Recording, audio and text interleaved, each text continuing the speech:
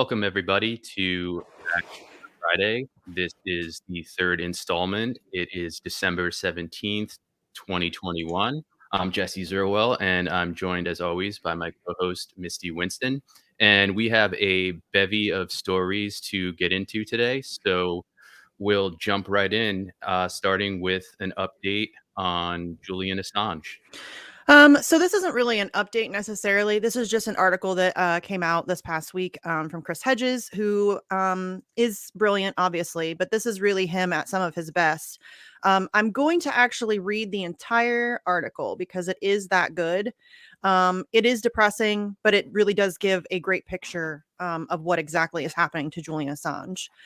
So here we have kind of the overlay of what the article's about. He committed empire's greatest sin. He exposed it as a criminal enterprise. He documented its lies, callous disregard for human life, rampant corruption, and innumerable war crimes. And empires always kill those who inflict deep and serious wounds. Which this is a very interesting picture, which if you don't know, Mr. Fish is a really brilliant artist. You should check out Mr. Fish's work for sure. And they often collaborate, Chris Hedges and Mr. Fish. Okay, so let's jump right into this. Let us name Julian Assange's executioners: Joe Biden, Boris Johnson, Scott Morrison, Theresa May, Lenin Moreno, Donald Trump, Barack Obama, Mike Pompeo, Hillary Clinton, Lord Chief Justice Ian Burnett, and Justice Timothy Victor Holroyd.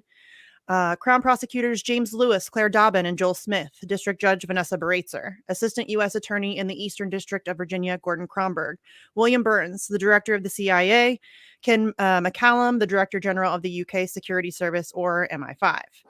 Let us acknowledge that the goal of these executioners who discuss kidnapping and assassinating Assange has always been his annihilation. That Assange, who is in precarious physical and psychological health and who suffered a stroke during court video proceedings on October 27th, has been condemned to death should not come as a surprise. The 10 years he has been detained, 7 in the Ecuadorian embassy in London and nearly 3 in the high-security Belmarsh prison, were accompanied with a lack of sunlight and exercise and unrelenting threats, pressure, anxiety, and stress. His eyes were out of sync. His right eyelid would not close. His memory was blurry, his fiancée Stella Morris said of the stroke. His steady physical and psychological deterioration has led to hallucinations and depression. He takes antidepressant medication and the antipsychotic quetiapine. He has been observed pacing his cell until he collapses, punching himself in the face, and banging his head against the wall. He has spent weeks in the medical wing of Belmarsh. Prison authorities found half a razor blade hidden under his socks. He has repeatedly called the suicide hotline run by the Samaritans because he thought about killing himself, quote, hundreds of times a day. End quote. The executioners have not yet completed their grim work. Toussaint Louverture, who led the Haitian independence movement, the only successful slave result in human history, was physically destroyed in the same manner, locked by the French in an unheated and cramped prison cell, and left to die of exhaustion, malnutrition, apoplexy, pneumonia, and probably tuberculosis. Assange committed empire's greatest sin. He exposed it as a criminal enterprise. He documented its lies, callous disregard for human life, rampant corruption, and innumerable war crimes. Republican or Democrat, conservative or labor, Trump or Biden, it does not matter. The goons who oversee the empire sing from the same satanic songbook. Empires always kill those who inflict deep and serious wounds. Rome's long persecution of the Carthaginian general Hannibal, forcing him in the end to commit suicide, and the razing of Carthage repeats itself in epic after epic. Crazy Horse, Patrice Lumumba, Malcolm X, Ernesto Che Guevara. Oh God, I cannot talk today, you guys. I'm sorry. Sukarno, Nyo Dendiem, Fred Hampton, Salvador Allende. If you cannot be bought off, if you will not be intimidated into silence, you will be killed. The obsessive CIA attempts to assassinate Fidel Castro, which, because none succeeded, have a Keystone Cop incompetence to them, including contracting Momo Salvatore Giancana, Al Capone's successor in Chicago, along with Miami mobster Santo Traficante, to kill the Cuban leader, attempting to poison Castro's cigars with a botulinum toxin, providing Castro with a I cannot talk today. Tubercle bacilli infected scuba diving suit, booby trapping a conch shell on the seafloor where he often died, slipping botulism toxin pills in one of Castro's drinks, and using a pen outfitted with a hypodermic needle to poison him. The current cabal of assassins hide behind a judicial burlesque overseen in New York by portly judges in gowns and white horsehair wigs, mouthing legal Alice in Wonderland absurdities. It is a dark reprise of Gilbert and Sullivan's Mikado, with the Lord High Executioner drawing up lists of people, quote, who would not be missed, end quote. I watched the latest installment of the Assange show trial via video link on Friday. I listened to the reading of the ruling granting the appeal by the United States to extradite Assange. Assange's lawyers have 2 weeks to appeal to the Supreme Court, which they are expected to do. I am not optimistic. Friday's ruling was devoid of legal analysis. It fully accepted the conclusions of the lower court judge about increased risk of suicide and inhumane prison conditions in the United States. But the ruling argued that U.S. diplomatic note number 74, given to the court on February 5th, 2021, which offered, quote, assurances that Assange would be well treated, overrode the lower court's conclusions. It was a remarkable legal non sequitur. The ruling would not have gotten a passing grade in a first semester law school course, but legal erudition. Christ, I cannot talk. Erudition. Erudition. Yes, I cannot talk today. I've had this problem all day. I'm very sorry. I'm sorry, guys. It's also ironic that you're stumbling on the word erudition as you're trying to be erudite. I know. I'm just having trouble. I haven't slept in like a week and a half, and I'm really struggling to like get my shit together. I'm trying, guys. I am. The judicial railroading of Assange, which has eviscerated one legal norm after another, has turned, as Franz Kafka wrote, quote, lying into a universal principle, end quote. The decision to grant the extradition was based on 4 assurances given to the court by the U.S. government. The 2-judge appellate panel ruled that the assurances entirely answer the concerns which caused the judge in the lower court to discharge Mr. Assange. The assurances promise that Assange will not be subject to special administrative measures, or SAMs, which keep prisoners in extreme isolation and allow the government to monitor conversations with lawyers, eviscerating attorney-client privilege, can, if the Australian government, his government agrees, serve out his sentence there, will receive adequate clinical and psychological care, and pre-trial and post-trial will not be held in the Administrative Maximum Facility, ADX, in Florence, Colorado. There is no reason why this court should not accept the assurances as meaning what they say the judges wrote. There is no basis for assuming that the U.S. has not given the assurances in good faith. And with these rhetorical feints, the judges signed Assange's death warrant. None of these, quote, assurances offered by Biden's Department of Justice are worth the paper that they are written on. All come with escape clauses. None are legally binding. Should Assange do, quote, something subsequent to the offering of these assurances that meets the test for the imposition of SAMs or designation to ADX, end quote, he will be subject to these coercive measures. And you can be assured that any incident, no matter how trivial, will be used if Assange is extradited as an excuse to toss him into the mouth of the dragon. Should Australia, which has marched in lockstep with the U.S. in their persecution of their citizen, not agree to his transfer, he will remain for the rest of his life in a U.S. prison. But so what?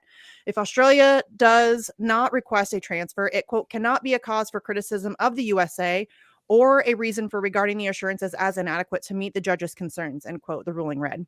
And even if that were not the case, it would take Assange 10 to 15 years to appeal his sentence up to the Supreme Court, more than enough time for the state's assassins to finish him off. I am not sure how to respond to assurance number 4, stating that Assange will not be held pretrial in the ADX in Florence.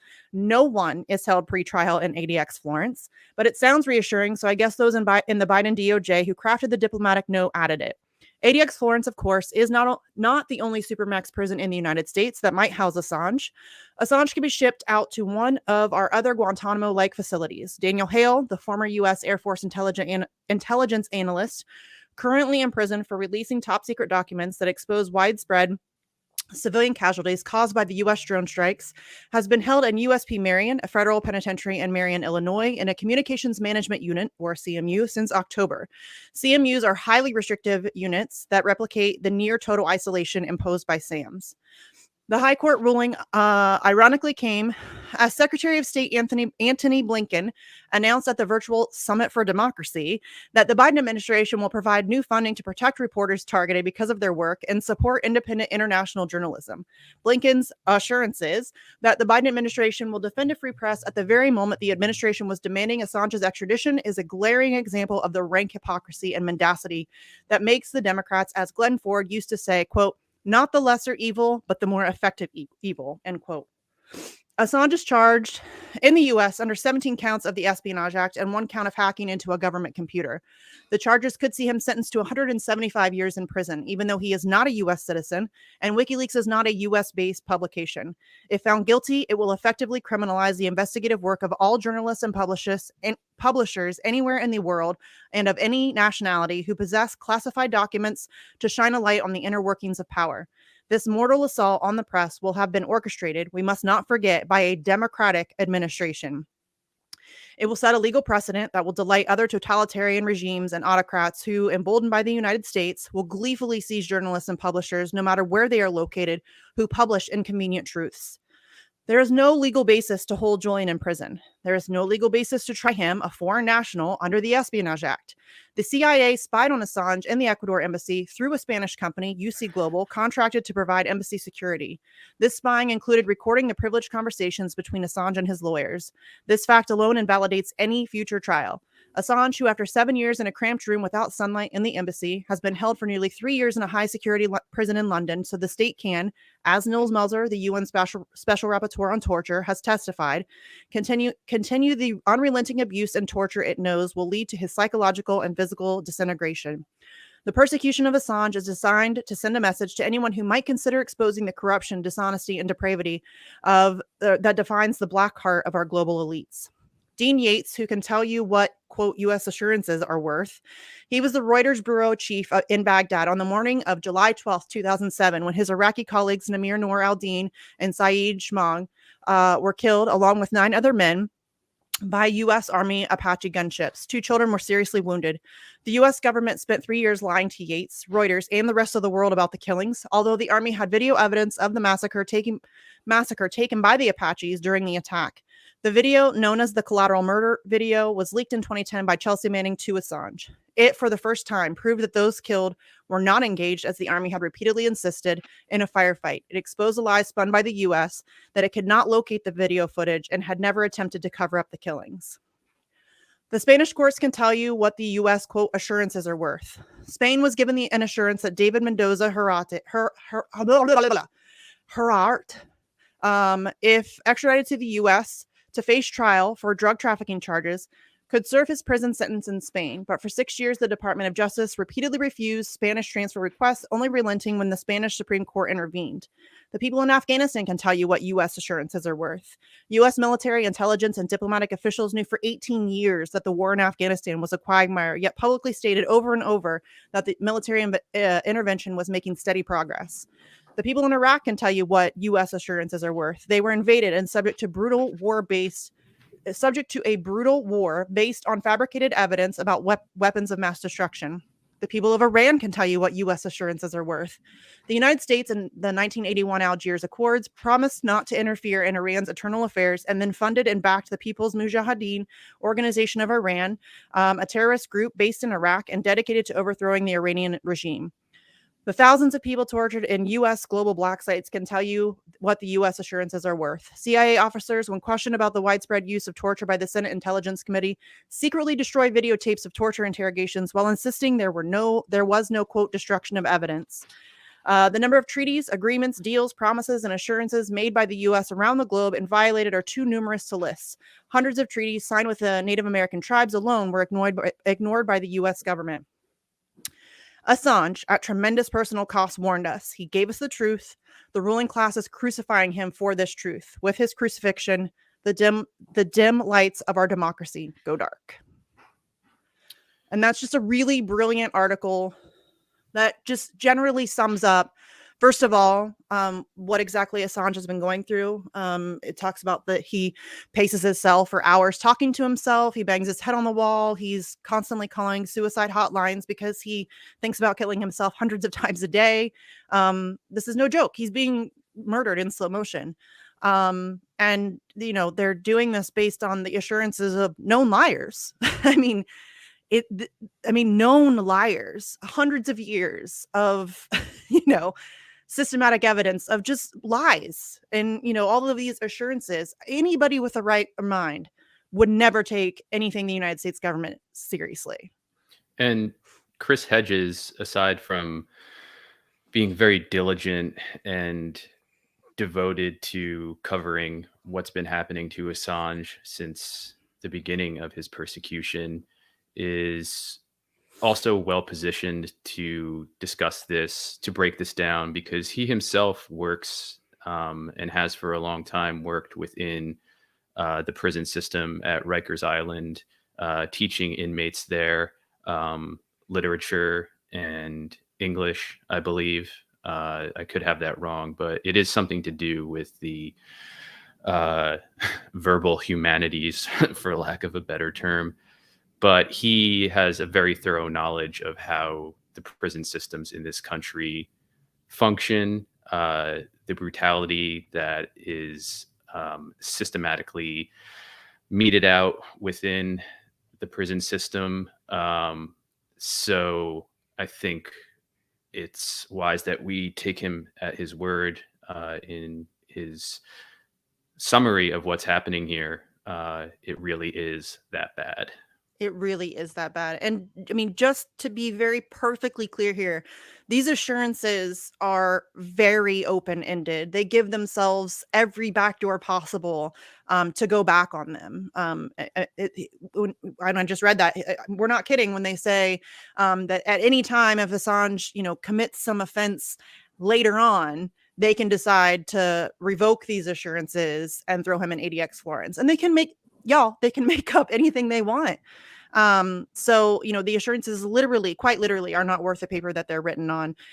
Richard Medhurst did a great job covering the case. What's the guy's name? I'm so bad at names, y'all. It's in the article. David Mendoza. Sorry. But yeah, David Mendoza was promised that he could spend his prison sentence in Spain. He actually had like a written contract, a legally binding contract signed by himself, the United States, and Spain. And it took him 7 years. I mean, I think he was shot down 3 different times to have a prison transfer. And that's exactly what they're going to do to Julian Assange. They'll just continue to, turn down his appeals for transfer. And that's if Australia hasn't even spoken out.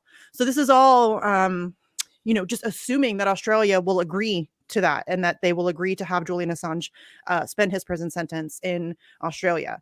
And they have not once spoken out for him. So I don't know why that would start now. And so that's something else that we need to keep in mind. The assurances only go so far as Australia agreeing to it. So we really are kind of... Australia's been busy imprisoning millions of its own citizens. Yeah. Under the guise of public health, so they probably haven't had But this time. really is like we're out of time. Like Julian's out of time. He's not doing well. He is very much going to die in HMP Belmarsh if we do not do something right now. So please get involved however you can, making phone calls, sending emails, tweeting about it, posting on Facebook if you're brave enough. Facebook is kind of a terrible place, but yeah, I mean, we just need lots of noise. We're really out of time. It really is crunch time at this point. So moving on from that depressing awfulness, it's a beautiful piece because it's Chris Hedges, but it is kind of a soul punch. But we also want to talk about... Oh, go ahead.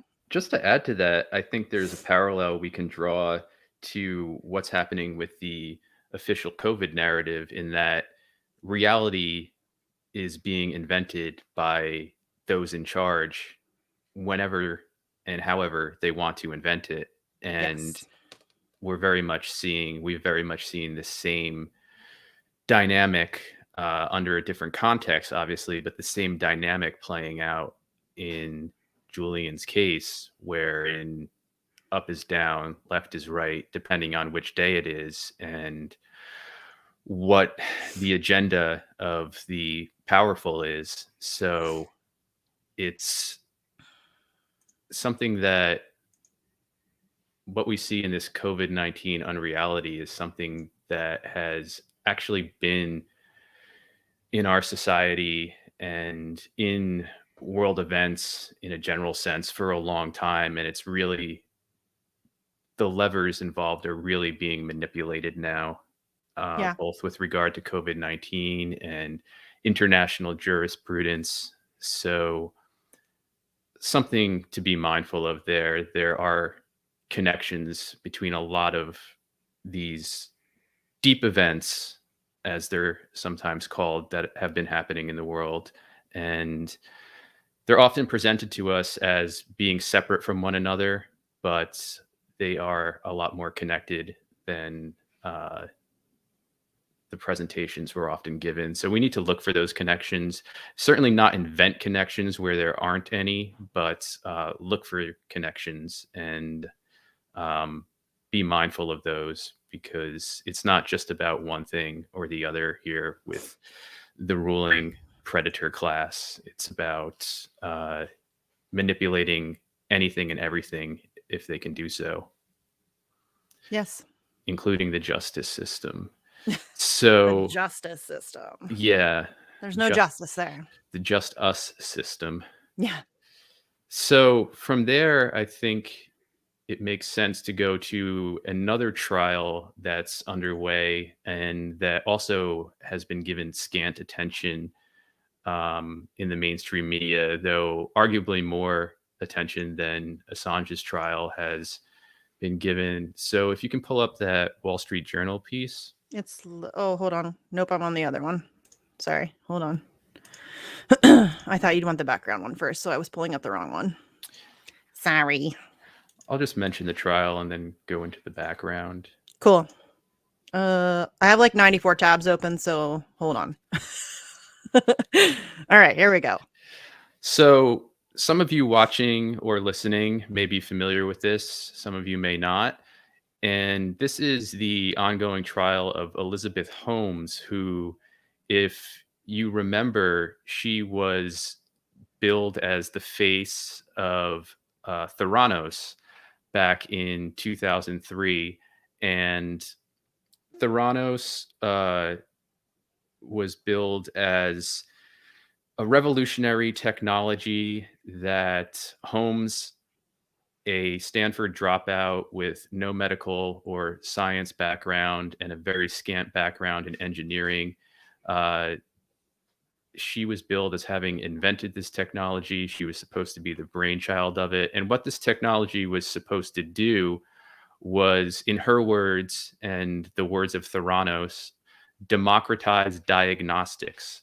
So, what that meant in regard to Theranos was that this technology that was developed was supposed to be able to take a single drop of blood and analyze it in 200 different ways.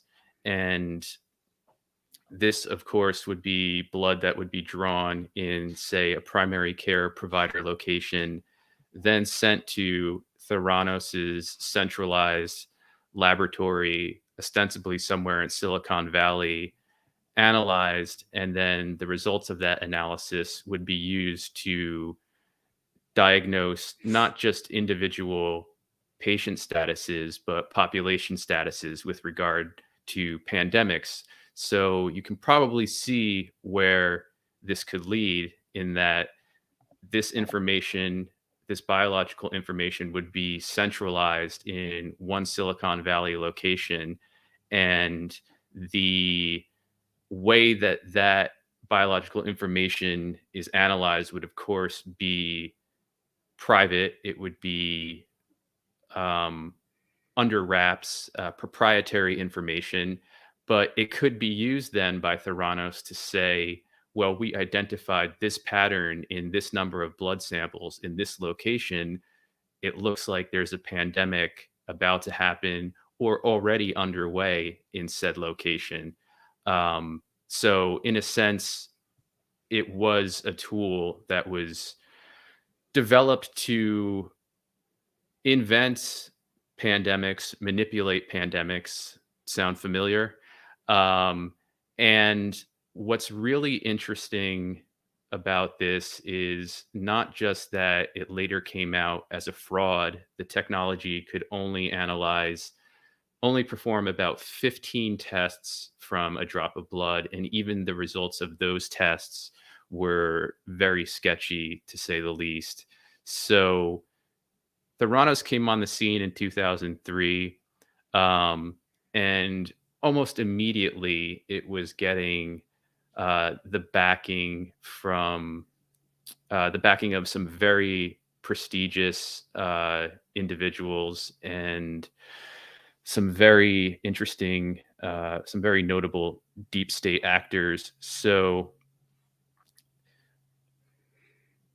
just as an example, the Theranos investors included people like Tim Draper, Don Lucas Sr., Rupert Murdoch of who owns the Wall Street Journal, coincidentally or not, where this article is appearing, Betsy DeVos, who is the sister-in-law of Eric Prince, Carlos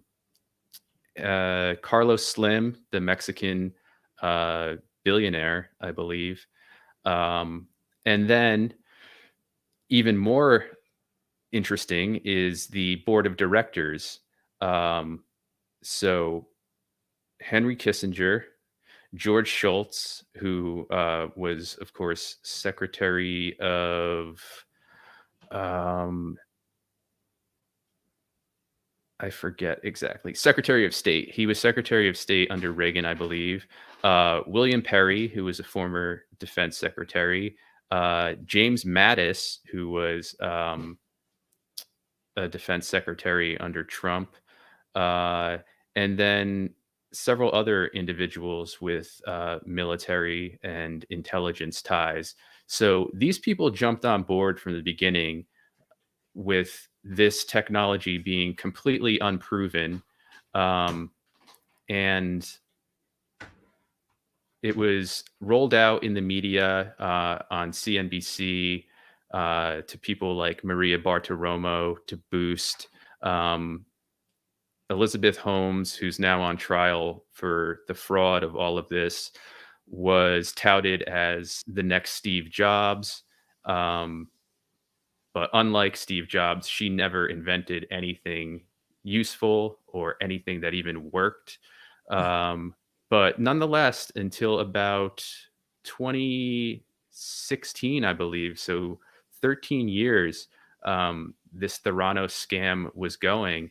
And not only did it get the backing of the investors and the board of directors I just mentioned, but it also was able to secure contracts, exclusive contracts with Walgreens, for example. So Walgreens was ostensibly using Theranos's testing capabilities, lab testing capabilities at their pharmacies.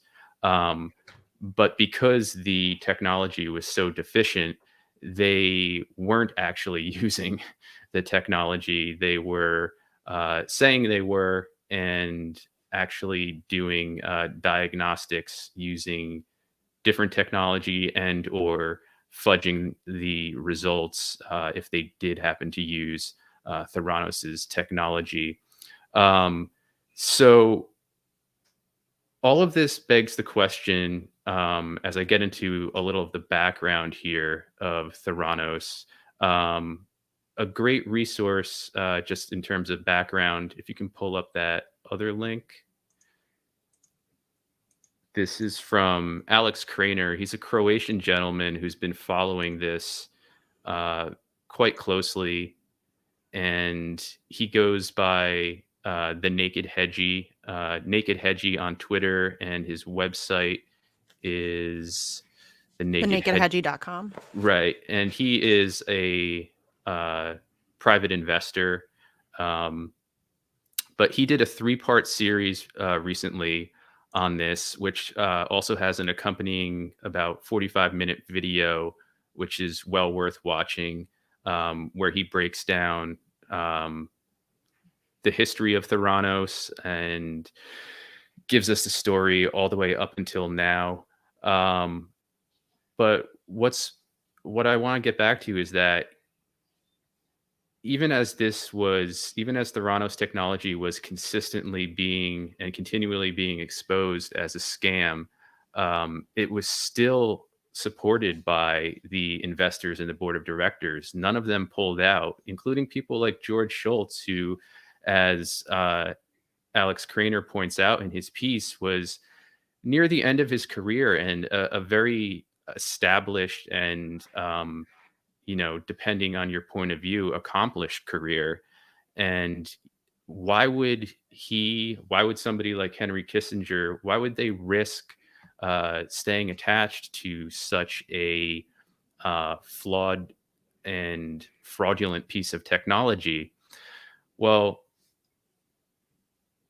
there are theories about why that happened, but eventually the company folded, and this, of course, was in the face of uh, trying to get buy-in from startups in Silicon Valley and perhaps elsewhere, who, if you're not familiar with technology startups, they do a lot of careful vetting before investing because they usually don't have money to throw around. And so a lot of startups looked at this technology with consultants they had hired, experts they had hired, and they found out very quickly that it didn't work. So they turned it down. But nonetheless, this prestigious backing remained. Theranos went on fraudulently, as I explained, with Walgreens. And there was one other entity that they contracted with that's slipping my mind right now. But you can read it in this piece, which we'll link to. I highly recommend checking it out and also following the coverage in mainstream media on this. Um, but another interesting connection here is that the first mainstream piece, the first mainstream outlet to break the story of this fraud, to really do an investigative deep dive into it, was the Wall Street Journal and an investigative journalist named John Kiriakou, not Kiriakou, but Kiriakou, and he wrote a book about it. Um, and that's interesting in and of itself because Rupert Murdoch was obviously one of the um, investors in this technology, and yet he allowed this piece, basically taking down the technology, um, taking down the whole enterprise, to be published. So Alex Craner points out that may indicate some sort of factionalization within these deep state actors who, by and large, have the same interests, but also have their own competing interests. So, um, fast forward to January of this year, and Bill Gates came out with a video in which he talked essentially about democratizing diagnostics and building a centralized system a la Theranos that could predict pandemics and uh, test up to 20% of the population per day, which is a huge amount of diagnostic testing and surveillance to do. 20% of the American population in one day. So the theory here is, at least as far as what Alex Craner posits, and again, definitely have a look at this three-part series. If you can only get to the video in which he breaks it down, that's still very much worth your time. But his theory is that Theranos was concocted um, as a way to implement what Bill Gates and other nefarious figures are trying to implement now, which they call democratized diagnostics, but it's really um, centralized control of pandemics, I think would be a much more honest label. And Craner posits as well that they were banking, Theranos and its associates were banking on it being successful. And obviously, it turned out not to be. Um, and had it been successful, it would have been used um, with the start of the so called COVID-19 pandemic. But because it had been thoroughly eviscerated at that point, they went to plan B, which is the PCR test that's now being used around the world as a diagnostic tool. It is not a diagnostic tool. That's been acknowledged multiple times over by its now deceased inventor. Uh, and what we see with the PCR test is very similar to what we saw with Theranos's technology, in that it's very faulty, it's very vague in the results it provides, yet those results can be manipulated in COVID-19 land with regard to cases, and then cases are then turned into people actually infected with COVID-19. And I think you all can understand where it goes from there. So Theranos, therefore, was, and there's mention of John Carriaru, who uh, broke the story, so to speak, for the Wall Street Journal. Um, but interestingly, too, Theranos recruited for a brief time an individual from Apple to do, I forget what exactly, but he was a very high level. It was some sort of project management level, I believe. But his tenure there was short lived, because he, coming from Apple, started to ask questions about this technology, and he was not getting any satisfactory answers. And then jumped ship, saying, this is bunk. I don't want to have anything to do with this. Tavanian is his last name. You can see that right there. Yeah, Tavanian. If you go up for Avi Tavanian.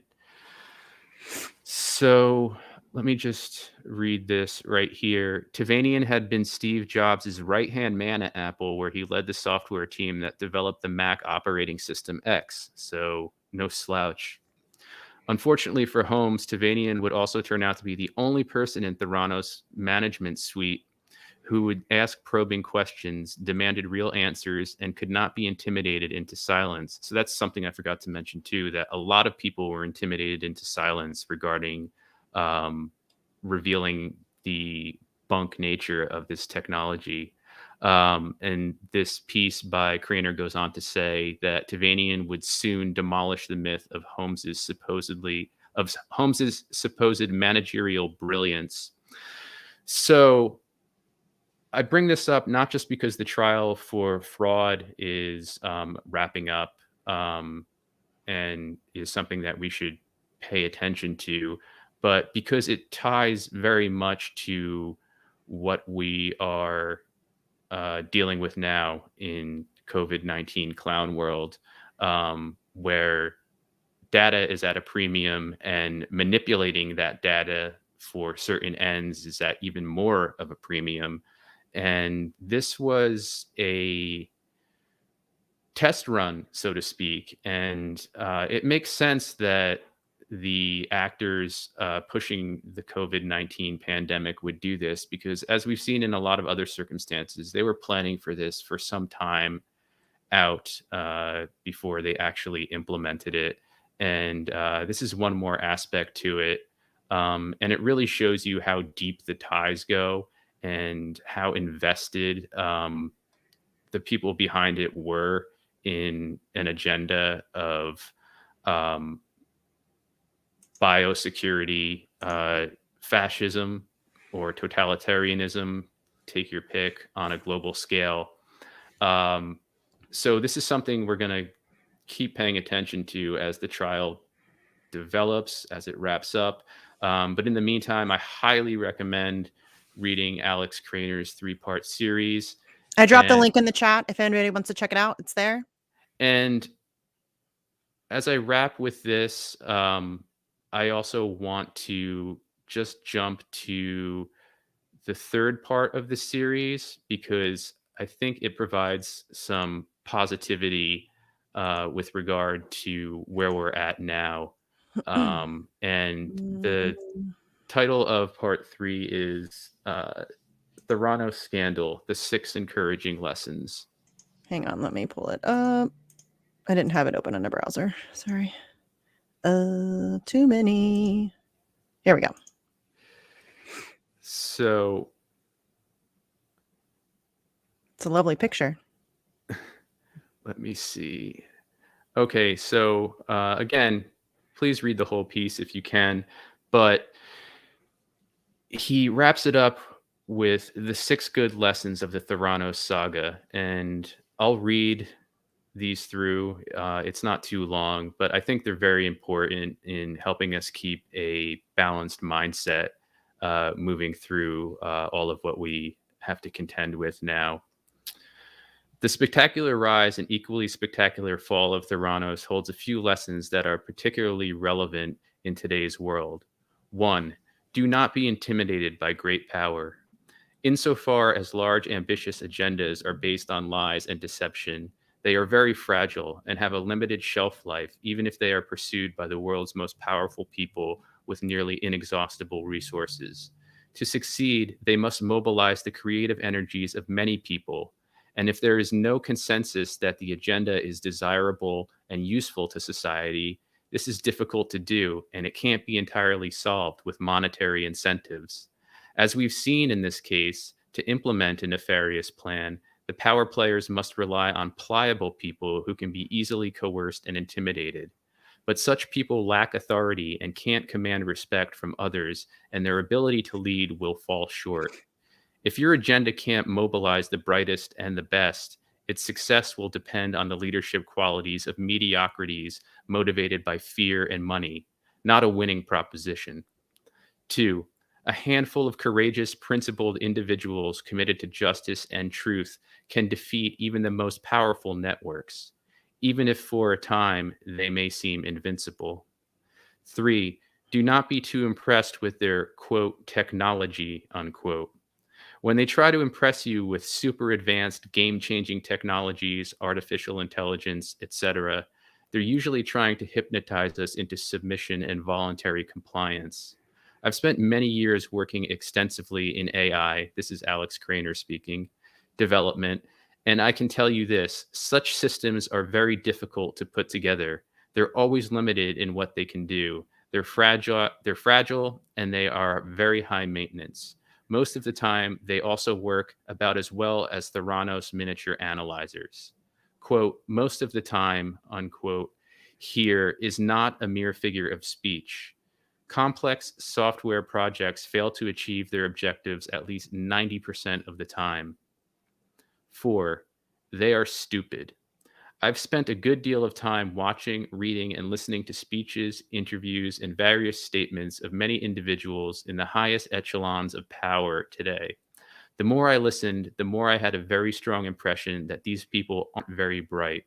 It seems to me that they have trouble distinguishing between their delusions of omnipotence from what's actually achievable in the real world. That's something to very much remember. I'll read it again. They have trouble distinguishing between their delusions of omnipotence from what's actually achievable in the real world. Theranos was exactly an example of this, but there have been other examples of mega projects that never stood a chance. The story that keeps repeating itself is the myth of Icarus, who went flying too close to the sun and ended up crashing back to the ground. But the stupid, it seems, they never learn. 5. Resistance is never futile. Power plays take time to unravel, and for a while they may seem intimidating and invincible. Being courageous and principled may seem stupid. But if you are in that situation, you are not alone, and in ways you can't predict, some confluence of events will redeem you along with all the unknown, unseen brave souls whose powers are multiplying the longer they stand their ground. Never surrender. 6. Truth is important. Often it takes effort to uncover the truth and courage to speak it, but truth is the light that will guide us to freedom. As Gandhi said, there's no God higher than the truth. And he wraps up by imploring us to reject fear. And I will leave it at that, but I think that's a really good stance, a really good rubric to use for those of us moving forward who want to refuse and resist the globalist agenda that is very clearly being foisted upon us. Whether people are calling it a conspiracy theory or not, it is happening. And the very smart people, the very in tune people see it for what it is, and they are on our side. People like Alex Craner. So I would just recommend that uh, you keep paying attention to the Theranos trial. Read Alex's pieces. They're very well documented, very smart, very incisive, and I think it's just a really good thing that he ends on a note of optimism and keeping the fight going, because a lot of what he said, if not all of it, in those 6 points is true. Um, and we have to reject fear. We have to not be intimidated by gaslighting and all kinds of psyops that have been waged against us, not just in the COVID-19 era, but for a long time before then.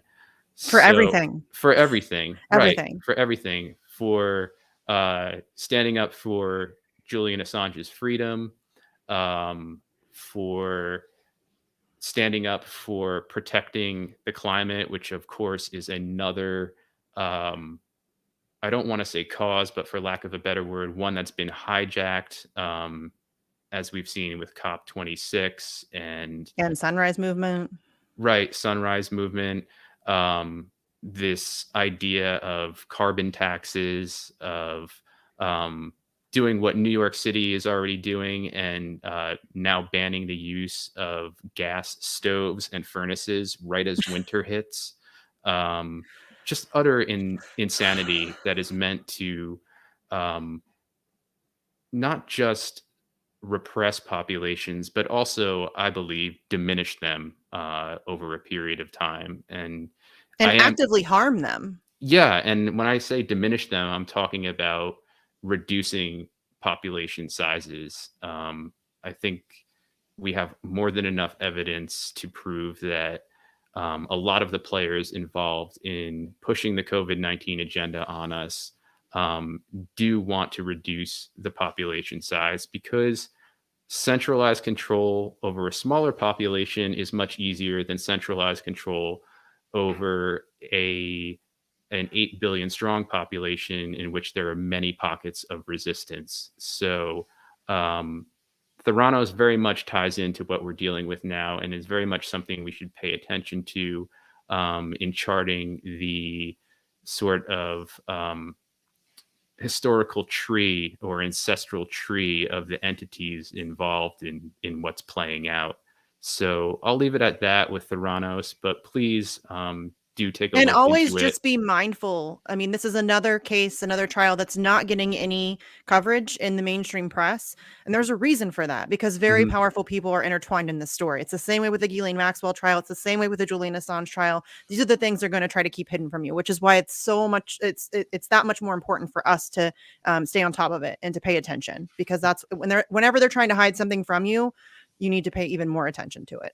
And I should point out too that Rupert Murdoch is certainly not above intervening in editorial providing editorial guidelines for his media. So Yeah. um, we should definitely question why the Wall Street Journal was the first mainstream outlet to break the story, and the motives behind that.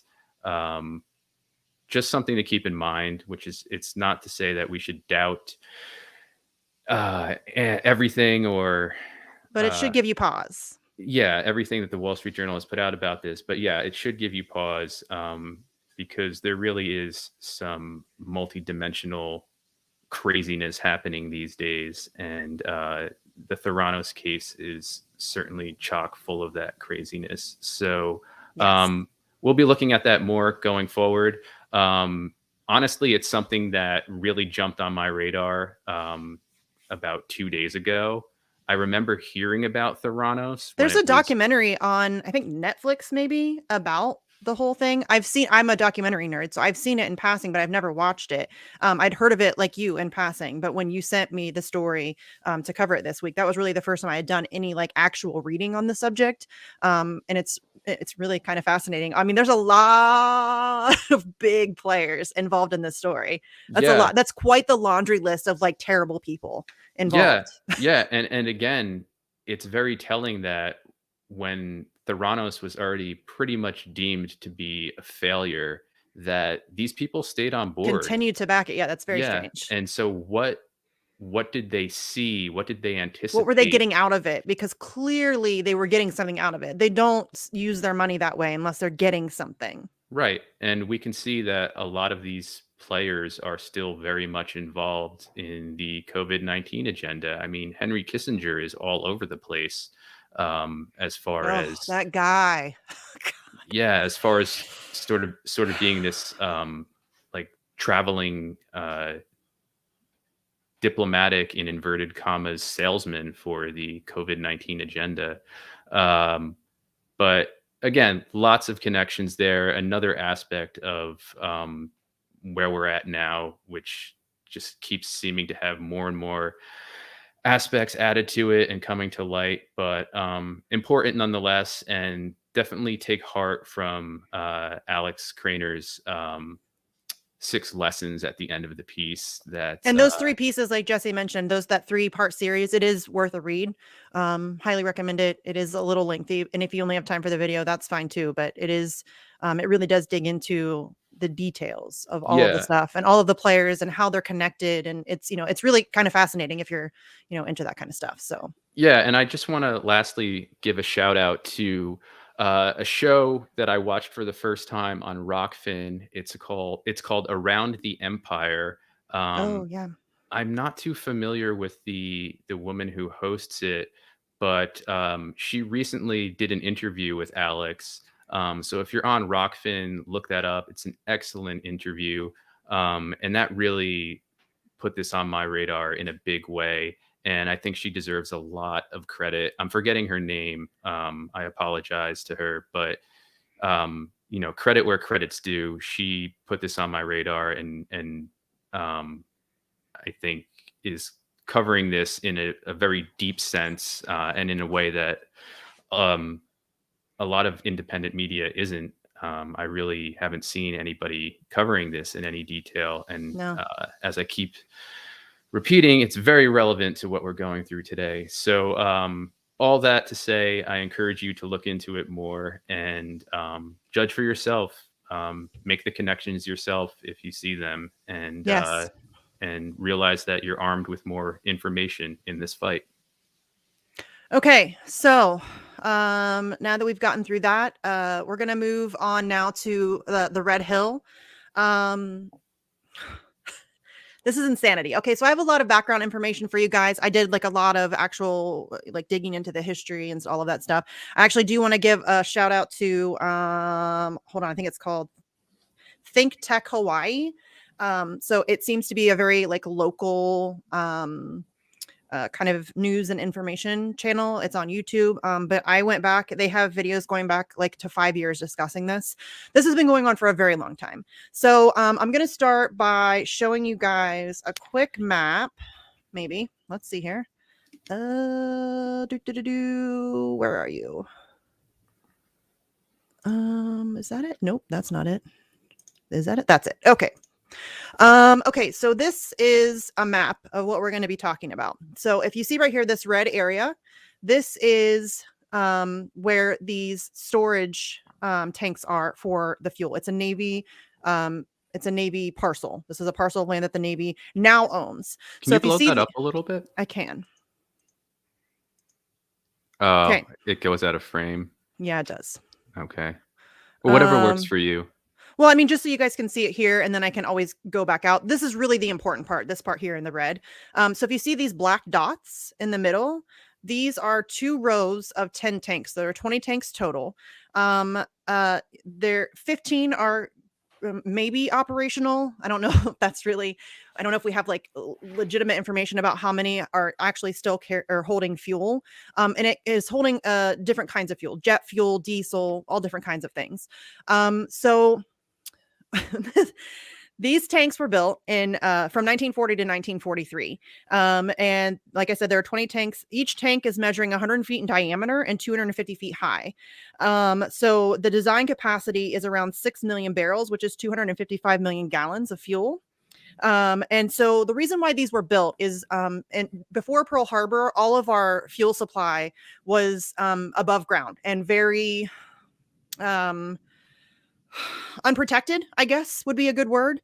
And so they were concerned about that. And so they were going to try to build this underground storage system. It was kind of hastily done. So this area prior to this was under cultivation for sugarcane and pineapple plantations. And the Navy leased the land, cleared and leveled it, and then basically took over through eminent domain, which they called it direct condemnation. So they built it in maybe one of the worst possible places ever because it's 100 feet above an aquifer. And that aquifer, as you can see here, all of these blue, all these wells that you can see in the blue, those are all water wells serving people, citizens. Human beings have to drink this water. And it is currently affecting 93,000 Hawaiians, including people who are members of the Navy and their spouses, families, all that good stuff. So this has been leaking. These are, like I said, built in 1940 through 1943. They're very, very old. They're concrete, and then on the inside, there's like a steel liner. The groundwater has been seeping in between the concrete and the steel and causing serious erosion. You obviously can't see the inside, but you can. The erosion is noticeable from the outside as well. So I actually have a picture of that. Here is what it looks like. This is like a little piece that they took. And this is what the steel liner that is supposed to be protecting, the fuel from seeping into the groundwater. This is what it looks like. Excuse me. So basically, this is all now. So these are they are not being inspected. When I started reading the story, I had not heard of this until this past week when it really started to get prevalent in the news a little bit. And so I was really interested in it because it reminds me a little bit of Colonial Pipeline, which we have covered extensively with Robbie Yeager, who was one of the only journalists to cover that story and to break that story. And it reminds me very much of that because you can see that a lot of these tanks, like there's like one hasn't been adequately inspected or maintained for 52 years. I mean, this is crazy. So these tanks are essentially now leaking different kinds of fuel into the groundwater, which is now affecting the drinking water of 93,000 Hawaiian citizens. You can see here, this is basically it just shows this is a possible leak. This is the Department of Health. This is like the baseline. Like that's where it would be safe for drinking water. And as you can see, it's nowhere near what it should be.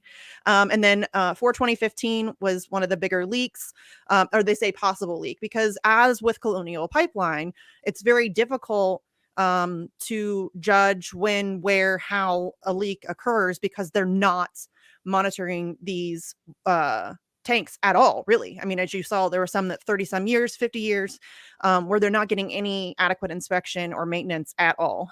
So, see what else do I have here? Okay, so this is just showing. This is what it would. This is like an underneath. So the 20 tanks are sitting on end connected by an upper and lower access tunnel. So there's a lower access tunnel. There's also one at 200 feet. You can actually walk into the tanks. There's like a like a plankway. I don't know if that's what you would call it, like a bridge kind of. So you can actually walk out into it. It's at the 200-foot level of the 250 feet. They were constructed, like I said, from 1940 to 1943. They're 250 feet high, 100 feet in diameter.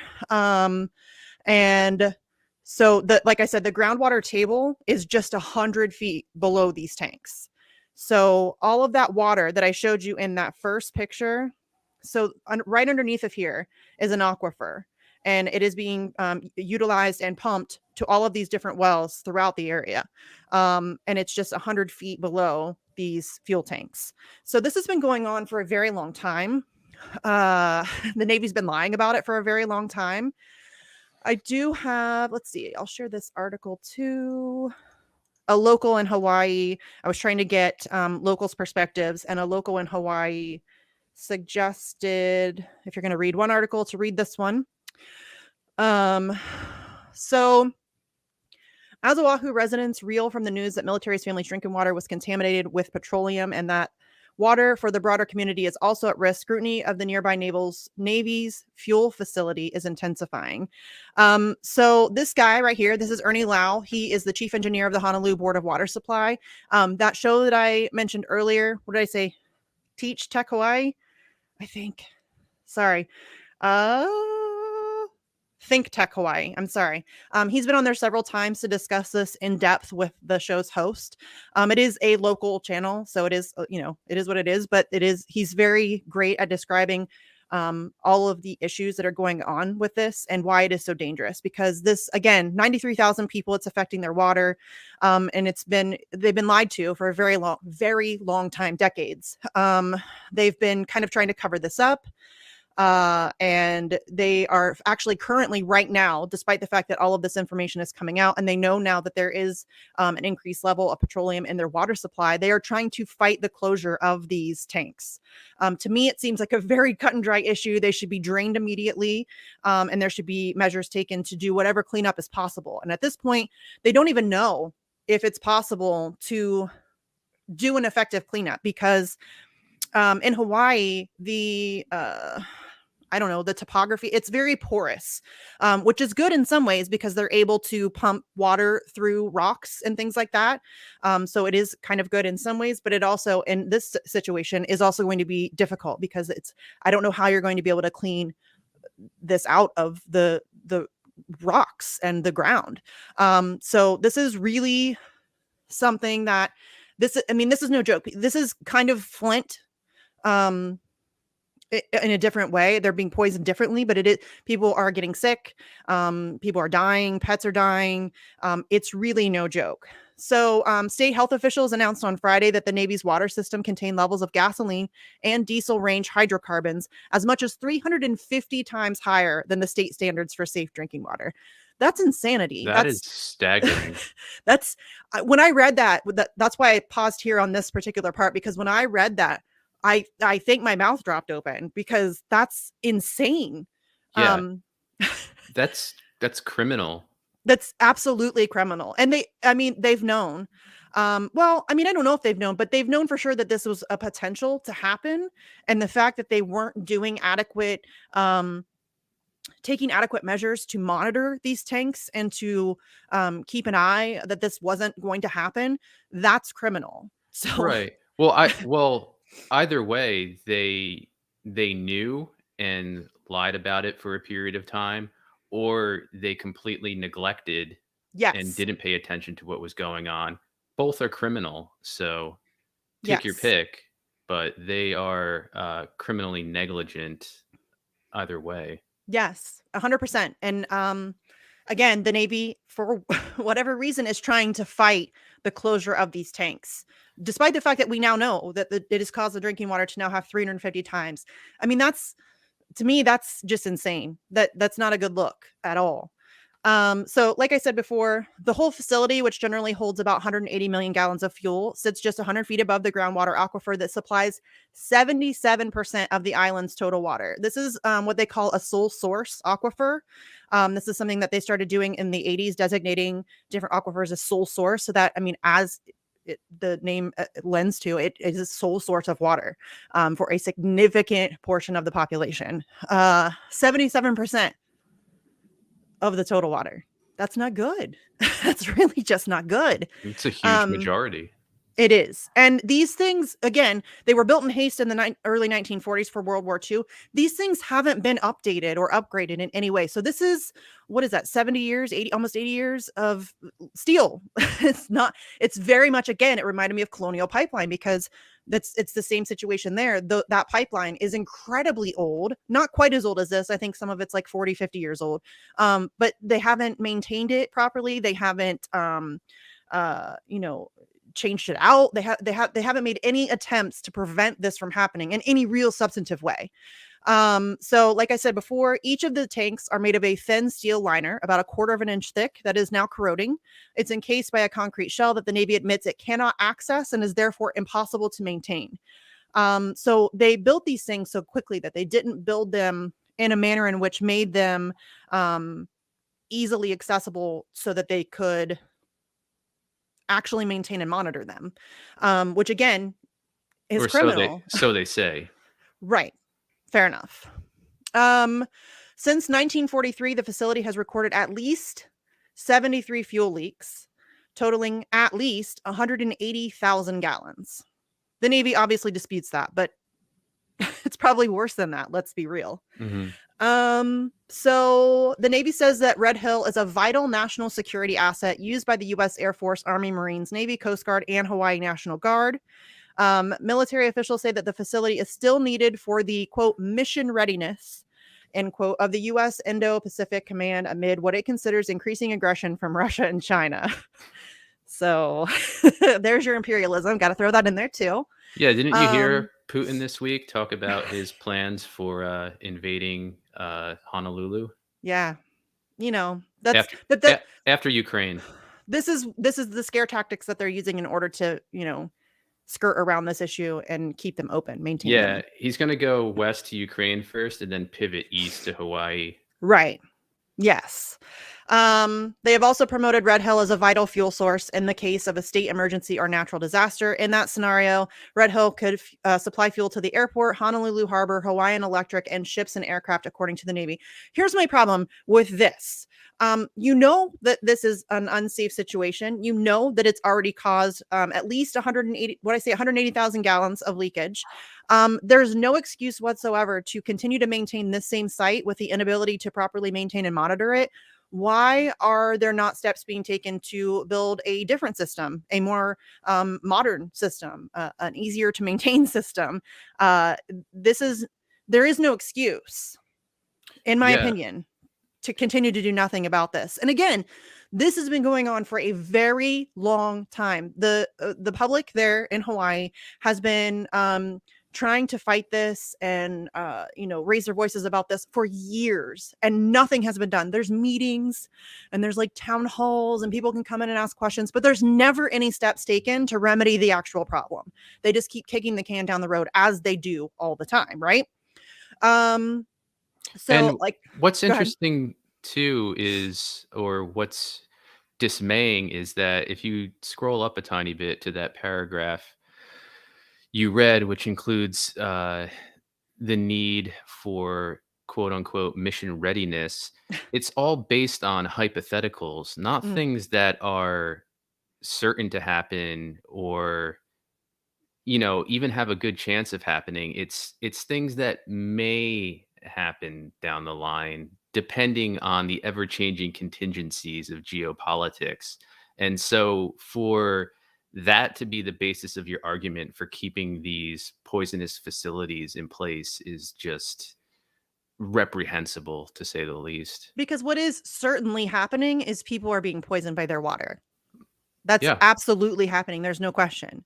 So maintaining these tanks for some hypothetical situation that may or may not happen in the future um, is ridiculous on its face. And the US military employs some of the most able, knowledgeable, intelligent engineers in the world. So for the military apparatus to tell us that they're unable to repair. We just gave them $768 billion. Surely they can spend some of that making this better, right? Right. You would think. In 70 years they haven't developed in 70 plus years they haven't developed technology that would enable them to address this problem. it's not just hard to believe, Impossible. it reeks of being a flat out lie. It's ludicrous, Jesse. That's ludicrous. You said they have some of the best and brightest minds um, at their disposal and a shit ton of money. We again just gave them $768 billion. I think that they should be spending some of that to remedy this issue. I don't think that that should be questionable at all. This is not okay. This shouldn't be allowed to continue at all. That's Right. insane. So around 2008, the Hawaii Department of Health recommended that the Navy install a leak detection system and groundwater monitoring wells to protect the drinking water.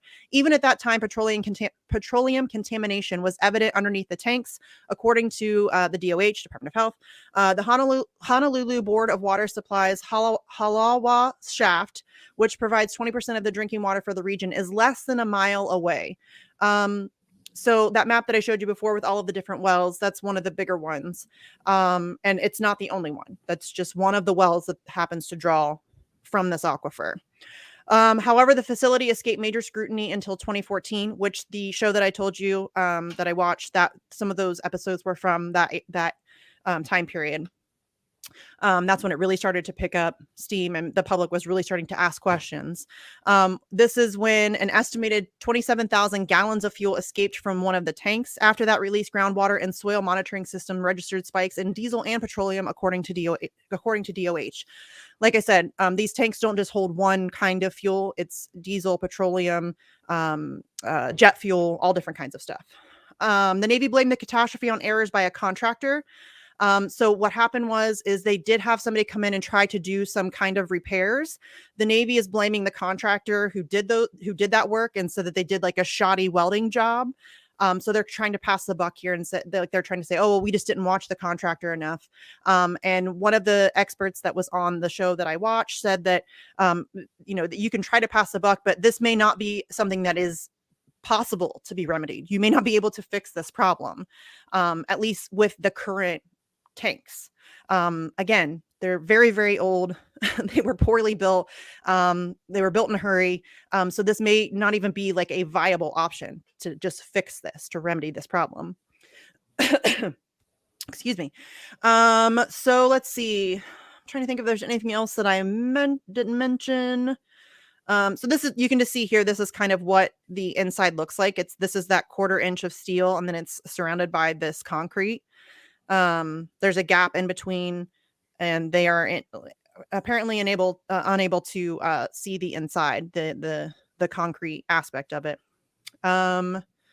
So meanwhile, other Navy hubs across the country have shuttered their own underground fuel facilities built in the same era as Red Hill. That is true. Around the country, different places that are similar to this have shut down, as they should. They're very old. They were built very quickly. There's no reason for this to still be open. Let's see. Officials in Washington called the Navy's shutdown of their region's World War II era fuel tanks a win for the taxpayers, the environment, and the military.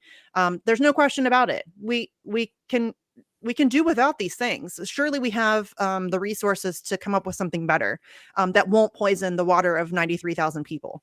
Again, like we just said, they're getting a crap ton of money from the taxpayers, and some of that should be used in order to fix these things. Clearly, I don't know why this is even up for debate, honestly. Navy officials in Hawaii have resisted doing the same here. They have long said that they can continue to use Red Hill as a strategic military asset and also protect human health and the environment. No, you can't. Clearly, I mean, that you failed. You've proven yourself to be unable to do that. It's unacceptable that people are still being poisoned. It just is. So Well, Navy officials. Oh, go ahead.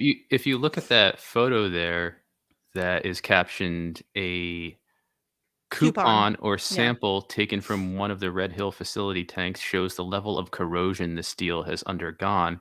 And for those who are just listening, it's a picture of a sample that just shows massively corrosion. corroded steel.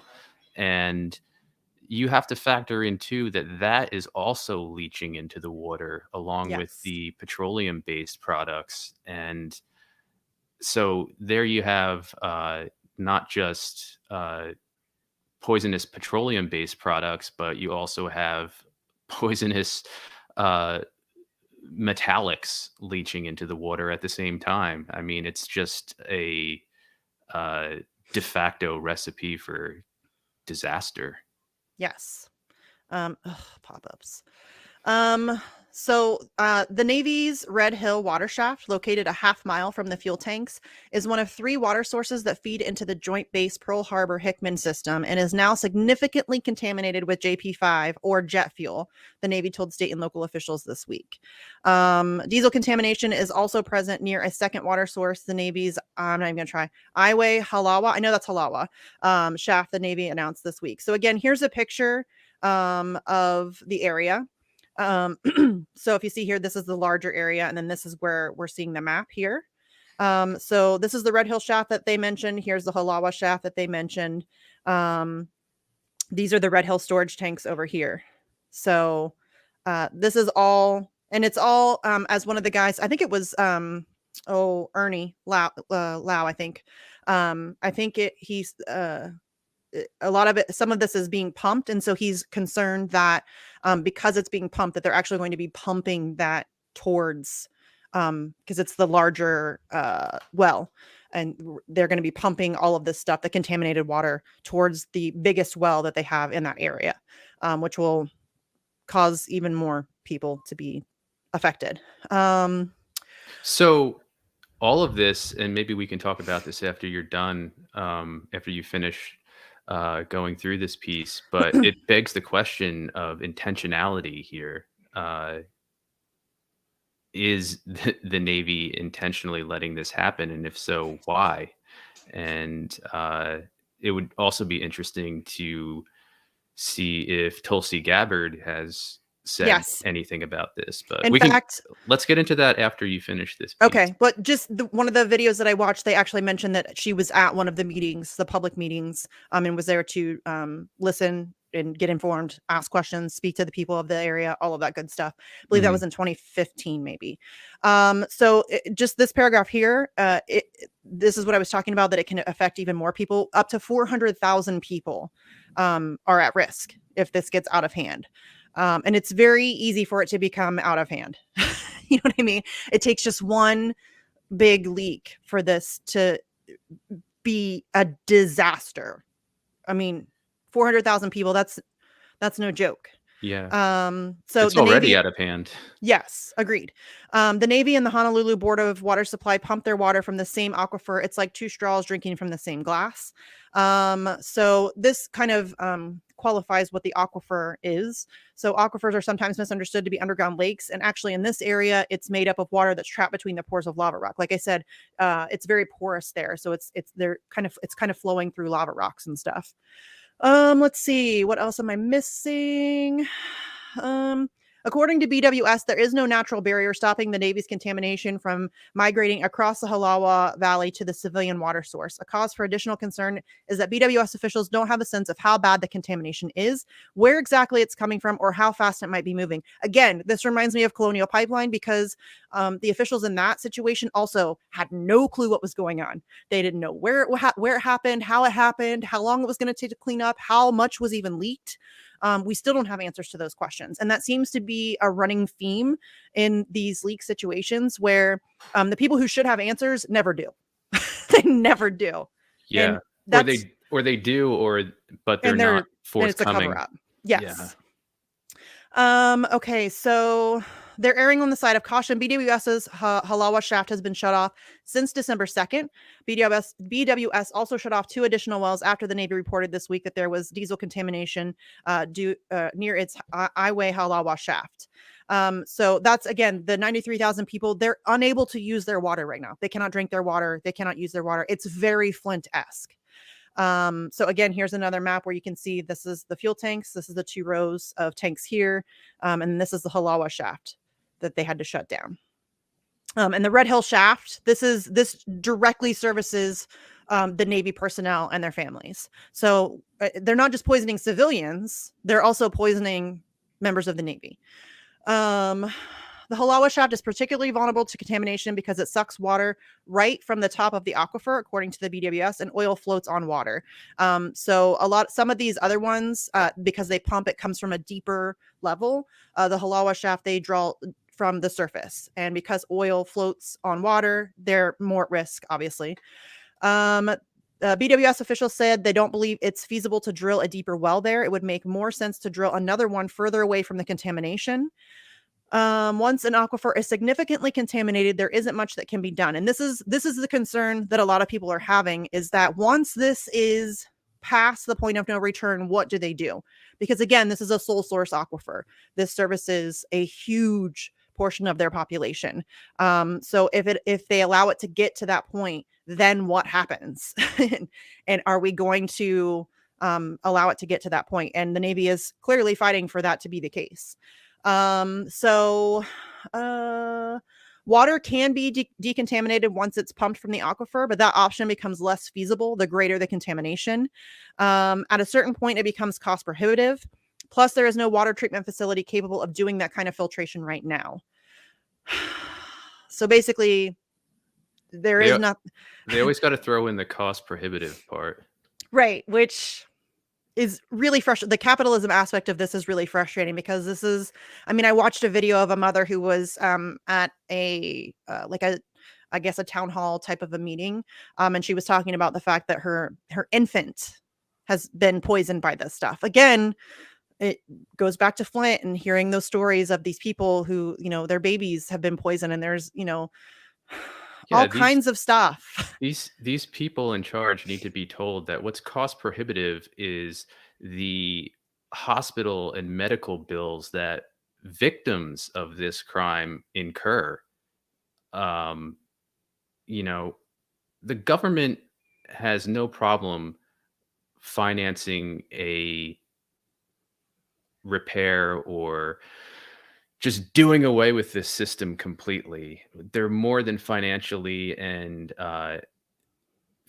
capable and engineer wise capable of doing so. But it's hard for me to say. I just don't think they care. Of course not. I think there's there's something to be said about systematic poisoning going on, especially these Yes. days.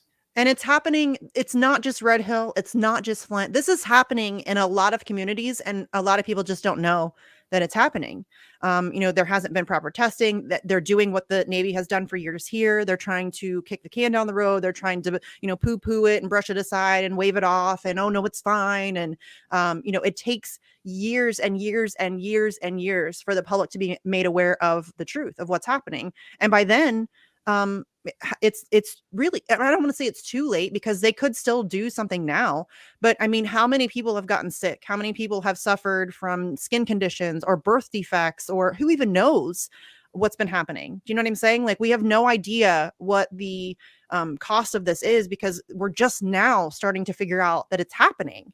Right. And it's been going on for a long time. And so I did want to mention here that the part about buying bottled water. I saw a picture earlier that there was like one case of bottled water left. It's another one of those things. And so conveniently, bottled water companies are making a fortune off of this. And that's just another capitalism aspect of this that disgusts me. These people have no control over the fact that their water's being poisoned. And then they're forced to spend money on bottled water. And that's disgusting to me. I don't I don't understand how that's a thing that we can allow to happen. They should be given water freely. It shouldn't be something that they have to go out and purchase for their family in order to have safe water.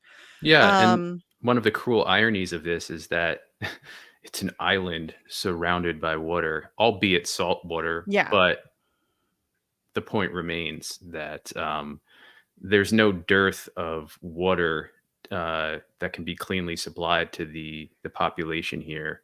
But it seems there's a lot of intentionality behind this, and I can't prove it, but it's not far-fetched to say that with the increasing rollout of the green agenda, the Green New Deal, this could be something that is let go to a breaking point to further bolster that agenda's argument that we need to move away from fossil fuels Mm, immediately onto these new greener energy supply systems. I can't say that that's the case for sure. It's just speculation at this point, but I wouldn't be surprised if that comes to bear in the future. yes. I did want to also point out this part here because it's gross, but the Department of Health and the U.S. Environmental Protection Agency put the Navy on a performance improvement plan after the 2014 leak that I mentioned earlier, the big one that really got people's attention. That's what really sparked the public interest was that 2014 leak that required the Navy to upgrade its facility to protect the aquifer by 2037. But the Navy has openly stated its intention to blow the deadline. So they're just like, no, we're not going to do that. Thanks anyway. Uh, That's amazing to me. In 2019, officials pledged to either invent a secondary containment strategy, a tank within a tank solution that does not currently exist, or empty the tanks by 2045. That's ridiculous. We cannot wait until 2045 to remedy this problem. We cannot. That's unacceptable. Again, Yeah. it's the United States of America. They have the best and brightest minds available to them. We have technology. We have all of the things. They have $768 billion. They can fix this before 2045. That's an unacceptable number to me. That infuriated me when I read that. That's insane. 2045, you guys, that's more than 20 years from now. I mean, how many kids will be poisoned? How many infants? How many? You know what I'm saying? Like that's. I shouldn't be surprised though because Flint still doesn't have clean water. Um, But so the 2045 point, I can't help but draw the comparison to Pfizer and it's needing until what is it now? 2076? 2076 or something. Yeah. Yeah, they upped the amount of time they need to release all of the information about their clinical trials Yeah. for their injection. Yeah. So it's the same thing of kicking the can down the road to a point in time when it may very well be buried in history, or overtaken by even bigger, more existential crises. Yes. Yeah. And I love this too. This Navy captain, Mark Delisle, says it's decades old, but it's in good shape. No, it's not, fam. The tanks are not leaking. Yes, they are, fam. They are. It's not like we don't have like this isn't like we're just you know these could no, we have evidence of the fact that they're leaking and it is dangerous. It's 350 times the safe. I mean, They're really? not leaking; they're Um percolating. Right. It's the semantics of it. And yet, during any given year, there is a 27.6 chance of a leak up to 30,000 gallons of fuel. That's a lot of fuel to be leaking into an aquifer that is responsible for that many people's drinking water. That's crazy.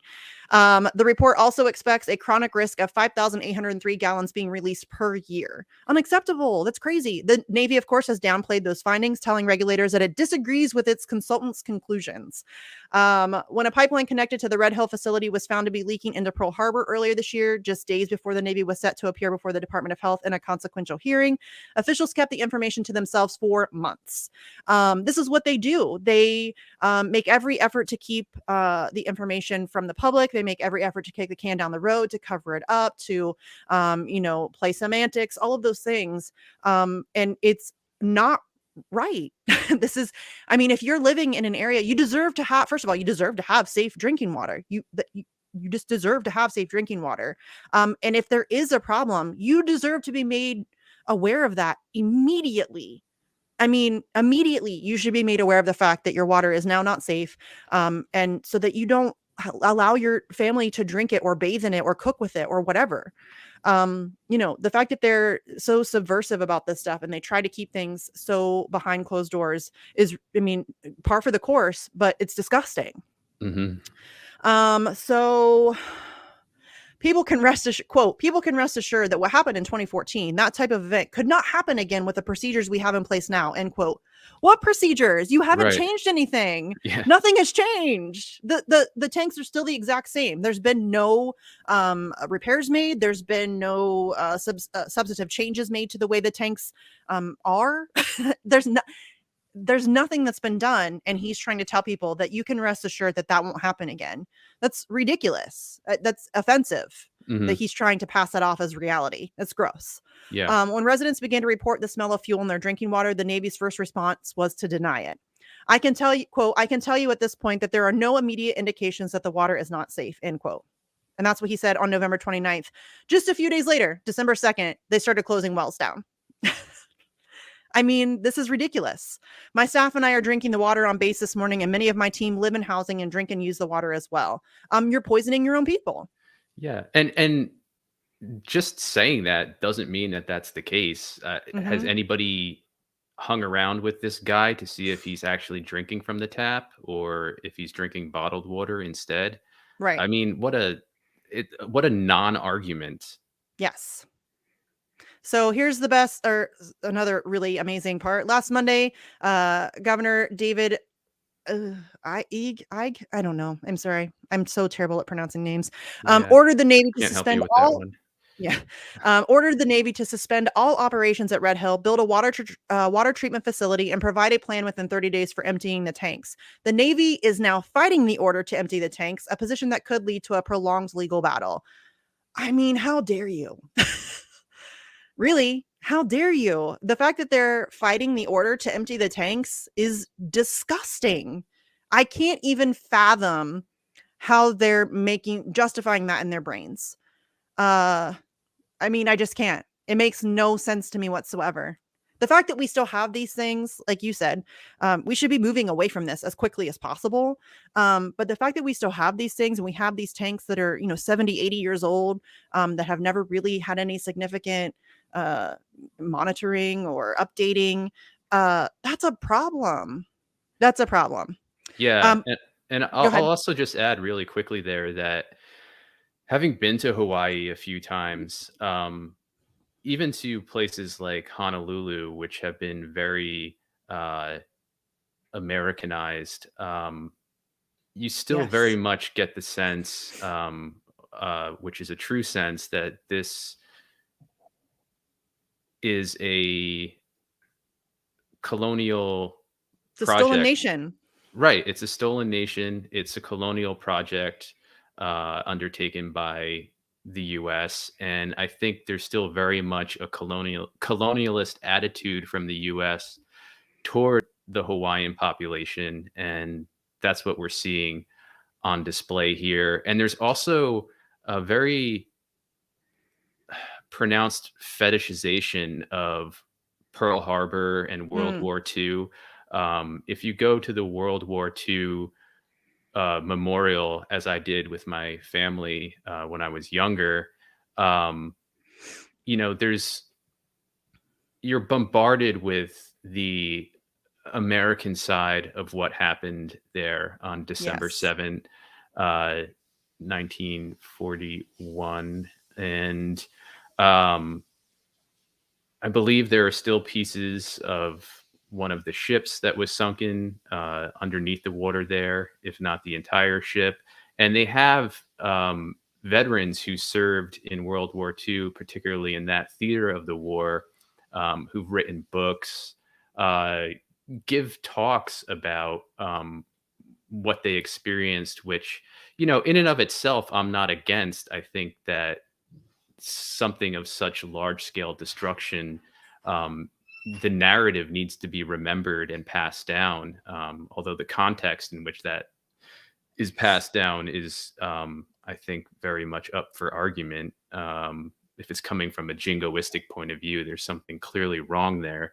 But this seems very much in line with that colonial fetishization of Hawaii when it comes from the American point of view. And just going back real quick to that individual talking about drinking the water, my girlfriend Jamie just passed me a note, and I think this is a really good question to ask. How long until Obama gets a call to show up and pretend to drink a glass of water and tell the people to fuck off? Yeah, Biden's gonna go down there and take a sip of water and Yeah, smile for the crowd. Yeah, it's yeah. disgusting. It It's is. disgusting. This is It really is. disgusting. And And we should also point out that, as you mentioned, as it's a colonial project, and the military there is so prevalent. It mhm. is, I mean, it's completely overtaken Hawaii. And so this is what they eat and breathe and live and drink, clearly. Um, so Yeah, this is, and the gaslighting as well, telling people that there's not a problem, there's nothing to worry about, they're blowing it yes, out of proportion. exact I same thing mean, that happened in Flint. yeah, and exact same thing we see happening now with people who are saying that the injections have injured them or have killed family members. They're being told across the board almost by doctors, other medical professionals, no, that's not the case. It couldn't possibly be. Yes. And just to close this out, it's interesting, it was to me anyway, that until very recently, the Hawaii Department of Health did not regulate the Navy's fuel storage system. While it acknowledged its role to provide oversight to civilian underground fuel storage facilities, it specifically exempted Red Hill. It took a lawsuit by the Sierra Club of Hawaii to force DOH to regulate the facility. So just up until just very recently, they won in 2018. They had to apply for a state permit for the first time in 2019. So they've been able to run amok with absolutely no accountability at all. And so, just to close this out, support the activists. I mean, there's a picture here of activists. They're in the streets daily. Support the activists who are out there fighting this and trying to get this shut down. Make noise about it. It's not getting a lot of coverage. Certainly not in the mainstream media. This is from Honolulu Civil Beat. It's a local news organization. So some local places are covering it. Obviously, there's not a lot of national attention being called to this, and it needs to get more attention. This is drinking water. This is going to be the next battleground, really, is clean water, and we need to fight back against this as hard as possible. As possible. Um, If you take a close look at that picture, I think in the bottom left there we see Greta Thunberg. I think it's a cutout. Is it? So yeah, somebody brought a cardboard cutout of Greta to the protest. Oh, okay. See, you Yeah. can't tell these days with pictures anymore. Yeah, there's been other pictures of this protest that I saw, and it's somebody was carrying a cardboard cutout of her around Okay. for whatever reason. That makes sense, but I Yeah. also wouldn't be surprised if she showed up there in person as well It would be to, nice if she did. yeah, if she That would did, be which great if she would do that. If, yeah, it's, Bill McKibben, these people need to be Alexandria Ocasio-Cortez, the Green New Deal. You should right, be calling attention to this, and she's not, and they're not, and none of them are. right. And And and that speaks to how disingenuous they are, when yeah, it comes to their claims to care about the environment, about the climate. The people who are really doing the fighting in terms of that are the people you see in that picture on the yes, ground. Even if they believe in Greta Thunberg as a legit environmental activist, that's neither here nor there. they're putting in the work. Right, they're Period. putting in the work. They are the local people who are being affected, and I think however we can, we have to stand in solidarity with them. Yes. And if And the they convers have been for years. So, like I said, since 2014, when that big leak happened, this has been an ongoing struggle for them year after year after year. They've been fighting this battle. I'm embarrassed that I hadn't heard of this before. I feel bad that I hadn't heard of this before. yeah, So it just really goes to show that these stories that should be getting huge media play, this is a big deal, are not getting coverage. I like to consider myself a fairly well-informed individual, and I had no idea this was happening. right. Well, So that speaks to, how problematic media is today, yes. that, people like you and I and people in our audience, probably a lot of people in our audience who are very well informed and paying attention to what's happening, this is news to them. I mean, it's certainly news to me, Yes. and that's just bad all around. But we shouldn't blame ourselves. The problem is that, It's a failure of media.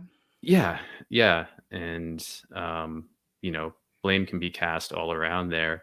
But I wanted to ask you again about Tulsi Gabbard and any statements she's might have made and her uh, participation in this, if any. So I haven't really heard anything from her recently. I could check her Twitter feed. But I do know that, like I said, that video that I watched of that local Think Tech Hawaii. Again, if you guys want to check that out, there's actually a lot of really informative videos on there. I think it's a smaller show. It's part of a broader kind of network, I think, but it's a very local, a local kind of news and information site or channel. But they mentioned in one of the interviews that they were doing that she showed up to one of the meetings. I think it was in 2015. There was like a big meeting held, a big public meeting held. A lot, actually, I was kind of impressed. A lot of elected officials showed up from across the political spectrum, which was interesting because, a lot of the times these people will not show up to these things. So it looks like Tulsi, I just pulled up her Twitter page. It's disappointing. Last time she mentioned it was 2018. So that's disappointing. And I would recommend to everybody watching to politely call her out on this. Yeah. I think she should be speaking out on this loudly. So she's been pretty solid. I mean, she went to Standing Rock. She's been pretty vocal about environmental issues. So it's disappointing to see that this isn't something that she's been regularly speaking on, especially now, over the past week or two when this has started to kind of garner more attention. I'm shocked that she hasn't been more vocal about it. So, and she's doubly tied to it as both a Hawaiian and a member of the military. A member of the military. Yeah. Yeah. So you think it would be something she'd be all over, but she disappoints me frequently, though. Yeah, so. I'm not really sure what goes on in her program, in her She's circle. weird. I can't figure her out. So, but I would just, if you can, get on Twitter and politely call her attention to this, ask her to speak out on it again. And not just her. All elected officials should be speaking out on this. Anybody who claims to care about the environment, Bernie Sanders, Alexandria Ocasio-Cortez, Ilhan Omar, Rashida Tlaib, Ayanna Pressley, Elizabeth Warren, who am I forgetting? Mark Pocan, all of these people who profess to care about environmental issues or the Green New Deal or whatever, this should be something that they're talking about on a regular basis. Yeah, this should at very least be presented to a congressional committee, if not investigated by one. But there are no results for Red Hill from Alexandria Ocasio-Cortez. Not surprising at all. So yeah, call these people out. We have to hold politicians accountable. We have to pressure them. We have to force their hand. We have to publicly pressure them to do the right thing. They're not going to do it on their own. So, get on Twitter, call their offices, email their offices, and be polite but firm and tell them that they need to be speaking on this. Please and thank you. Absolutely. Okay. And all right. So. Oh, and I'll drop the link to that article that I just read in the chat for you guys if you would like to check it out for yourselves. It does have more detail. And I will also try to get the link to that Think Tech Hawaii so that you guys can check that channel out as well, because it does have a lot of really informative interviews on there about this situation that go back like 5 years. So moving from there, since we're in the realm of public health, why don't we talk about HR 550, also known as the Immunization Infrastructure Modernization Act of 2021? Maybe we should. We're not doctors. This is our disclaimer. We're not doctors. We're not offering medical advice. So YouTube, don't fuck with us about that. I thought I had this in my thingy already. No. Okay. Well, hold on. Let me pull it up. Thought I already had it. So this act was recently passed by the House by 240 Democrats. And actually, can you bring up the first the tweet that I put out about this? It's linked in the doc because it just provides a summary, and I think that's a good thing to go through real quickly before getting into the bill itself. So I tweeted this a few days ago. progressive darling AOC, along with 214 other Democrats and 80 Republicans, recently voted in favor of further turning the U.S. into a biosurveillance prison via H.R. 550, Immunization Infrastructure Modernization Act of 2021. Among the Act's key provisions, quote, authorizes Secretary of Health and Human Services, HHS, to improve immunization information systems, award grants and cooperative agreements, designate data and technology standards, forge public-private partnerships, etc. The U.S. government, like a frighteningly growing number of governments around the world, is actively working to impose a globalist fascist order or reorder upon us under the guise of public health. We must refuse and resist it at all costs. And if we get into the bill itself, you'll start to see why, at least to start to see, if not fully see, why this is leading us down a very slippery slope. So I'm just going to pull it up on my end so I can see it in bigger resolution. But So you can see it's being sponsored by Representative Ann Kuster, I'm guessing, who's from New yeah. Hampshire, Democrat from New Hampshire. And if you go to the co-sponsors tab, you can see that there are 14 currently. co-sponsors altogether. And they include Representative Buxton, Representative Baird, Williams, Demings, Frankel, Bira, Underwood, Levin, Sewell, Schreier, McKinley, Fitzpatrick, Ruiz, and Castor. Yeah, so not very notable names in there, but obviously there's a consensus here among It's interesting that 3 Republicans. are from California, 3 are from Florida, 2 from Indiana. It's an Mhm. interesting mix there.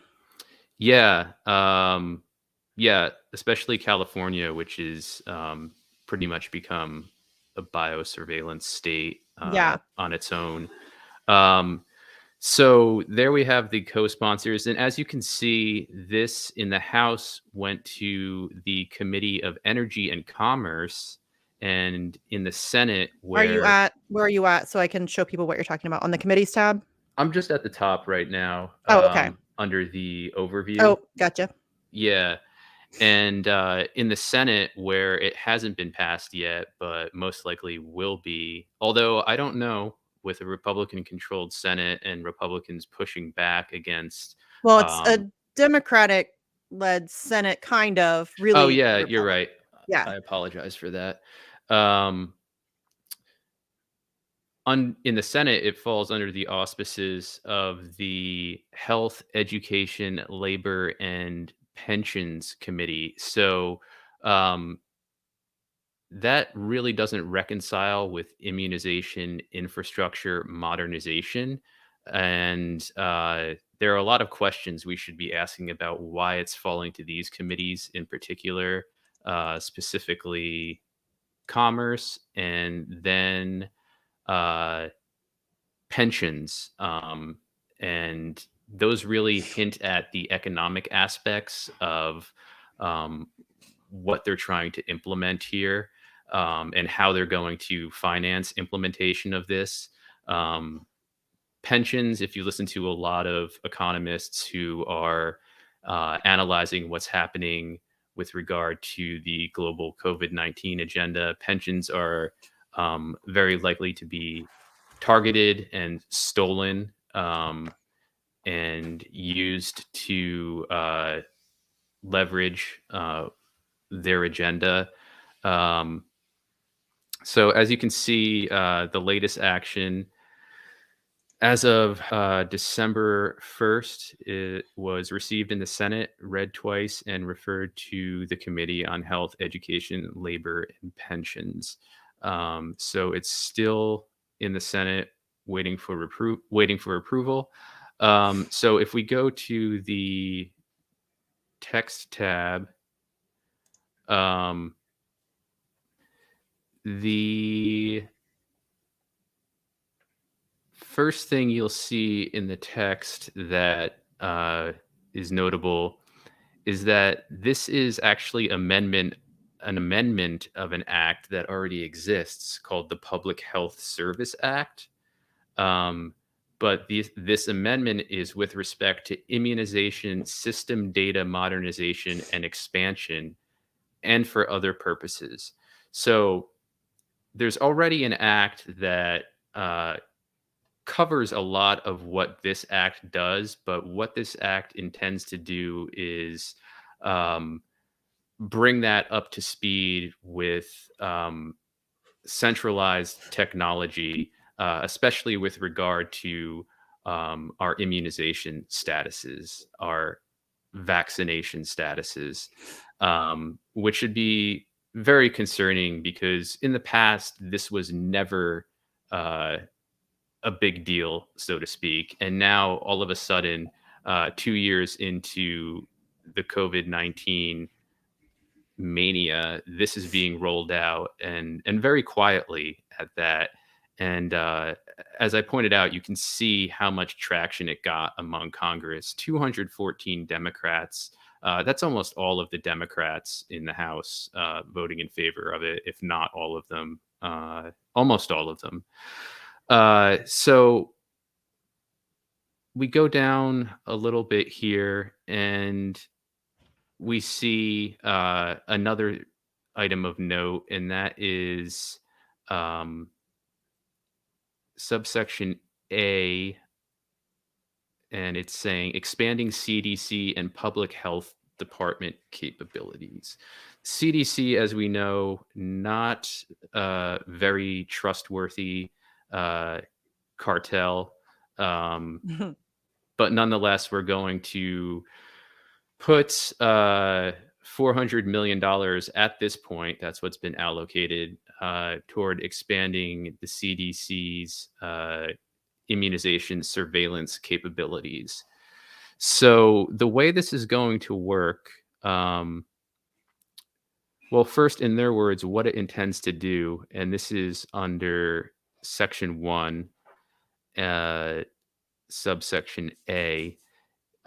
It's intended to conduct activities, including with respect to interoperability, population reporting, and bidirectional reporting, to expand, enhance, and improve immunization information systems that are administered by health departments or other agencies of state, local, tribal, and territorial governments and used by healthcare providers, and award grants or cooperative agreements to the health departments or such other governmental entities as administer immunization information systems of state, local, tribal, and territorial governments for the expansion, enhancement, and improvement of immunization information systems to, of course, assist public health departments in, and then this is subsection 1 under subsections A and B, which I just read, assessing current data infrastructure capabilities and gaps among healthcare providers to improve and increase consistency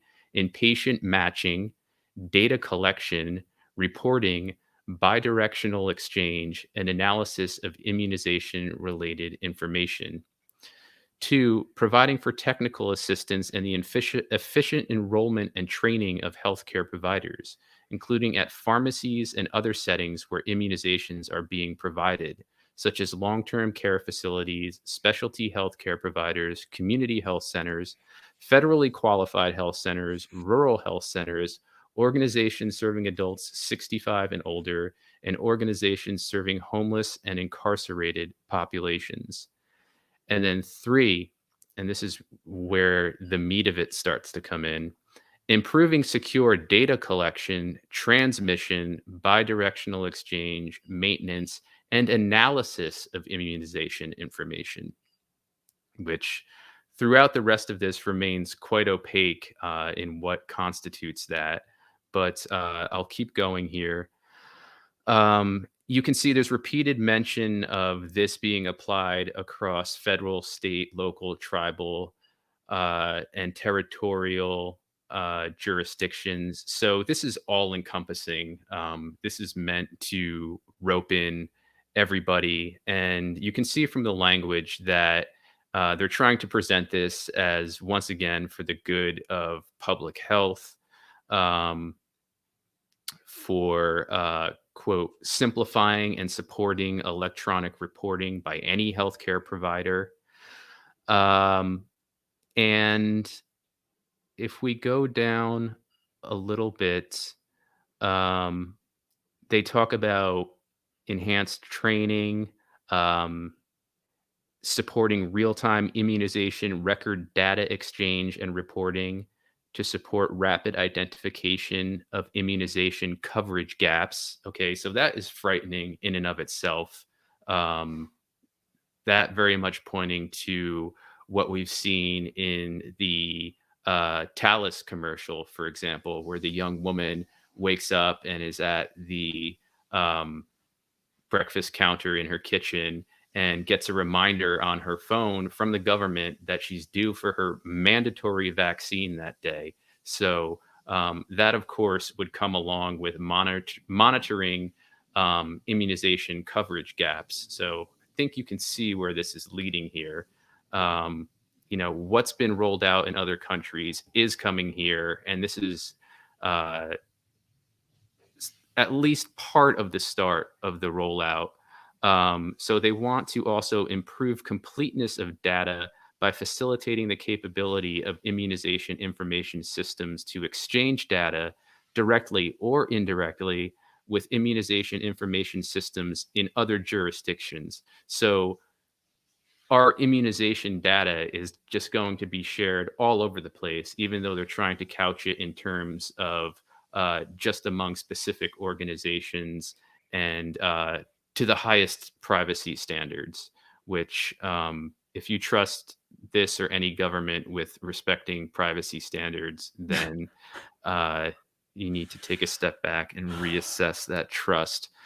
Um, so we see more about the CDC and approval by the director of the CDC, who is, of course, renowned serial liar Rochelle Walensky. And then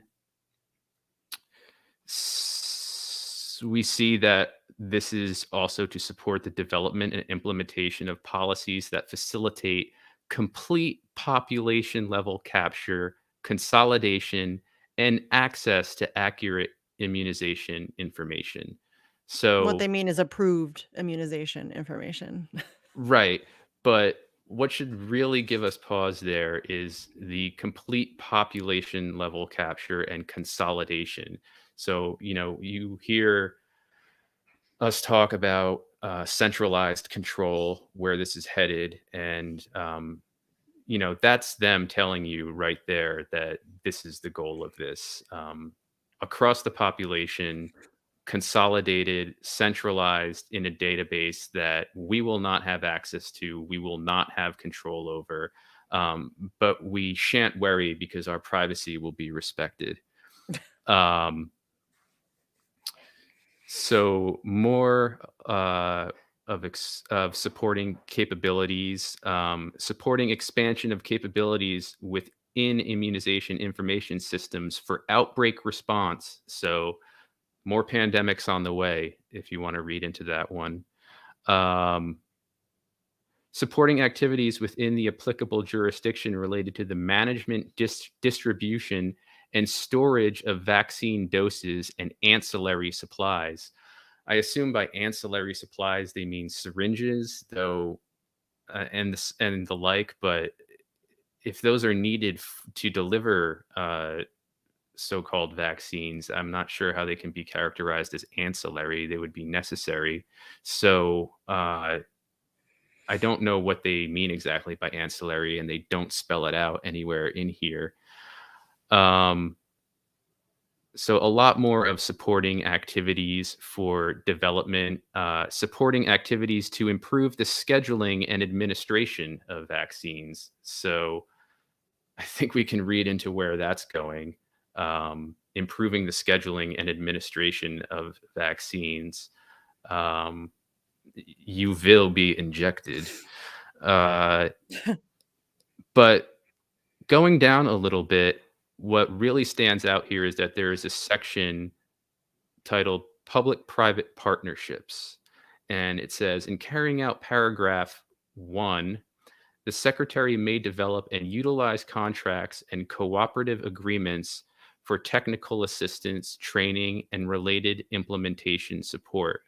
And then it goes on to say that that can involve exactly what it says, public-private partnerships. So partnerships between public health entities and private entities, whether they're involved in health or not, as long as they can justify to the government that they are carrying out work in furtherance of what this bill purports to be doing, then they'll receive grant money. They'll receive our money, our taxpayer dollars, to pursue whatever projects essentially they wish to pursue, um, but ostensibly under the guise of what this bill lays out. And a lot of it sounds innocuous, but when you read the fine details, you can see that this is heading very much toward uh, a centralized control of our vaccination status.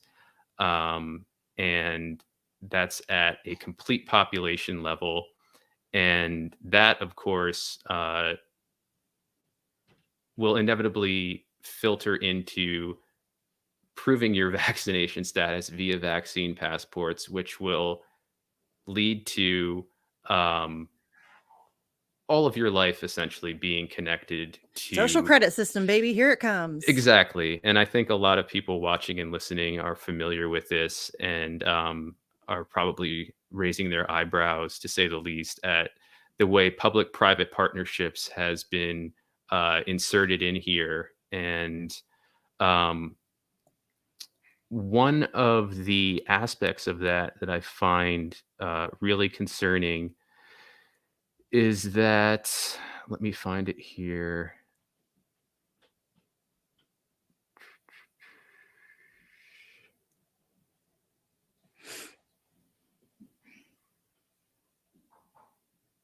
They write these things like, Legalese. yeah. Um,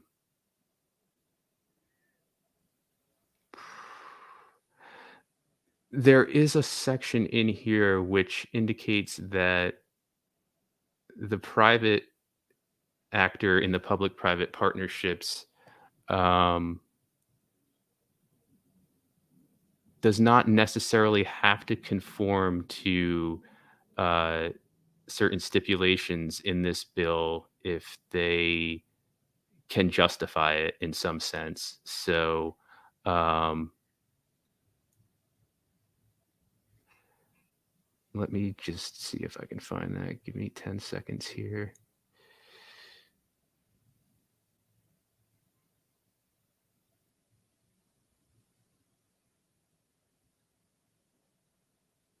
Okay, I can't find it, but it's in here, and I encourage it. I encourage everybody watching and listening to read this. It's not a long bill to read, No. but at the bottom it says there's a section entitled "Definition," and it says, in this section, the term immunization information system means a confidential, population based, computerized database that records immunization doses administered by any healthcare provider to persons within the geographic area covered by that database. So, confidential, they want you to think that your privacy is going to be protected. But what they mean by confidential is that you are never going to have access to that information. We are never going to see what they do with that information. And that should all be of great concern to us. Um, and then you see the very last stipulation there is that to carry out this section, there is authorized to be appropriated $400 million, so almost $500 million, to remain available until expended. And then there will probably be another $500 million used to replenish that. And you can see that this passed the House on November 30, 2021, so about half a month ago. It is now in the Senate. So it's by no means law yet, and there is still a chance to get this shut down, which we should try to do, because this is, as I mentioned in my tweet, this is a very thinly veiled move toward implementing a biosecurity state in the US, Yes. much like what they have in Canada now, much like what they have in Australia. And I'd be remiss if I didn't mention South Korea, which is now using facial recognition and similar Ugh. biometrics to track and trace, as it were. And South Korea has one of the highest infection rates, whether you believe that's COVID-19 or something else, despite being one of the most highly vaccinated countries in the world. Um, so we know where this is headed. We know what those in charge of this agenda want to do. And this is the first manifestation of it coming to the US. So we definitely have to keep an eye on this. This is not about ease of accessing information or Your protect health. or our health or protecting our privacy. This is No. about the Control. this is about the complete opposite of that. This is about control, and we need to be very concerned about this. And the fact that 214 Democrats voted for it, including Ugh.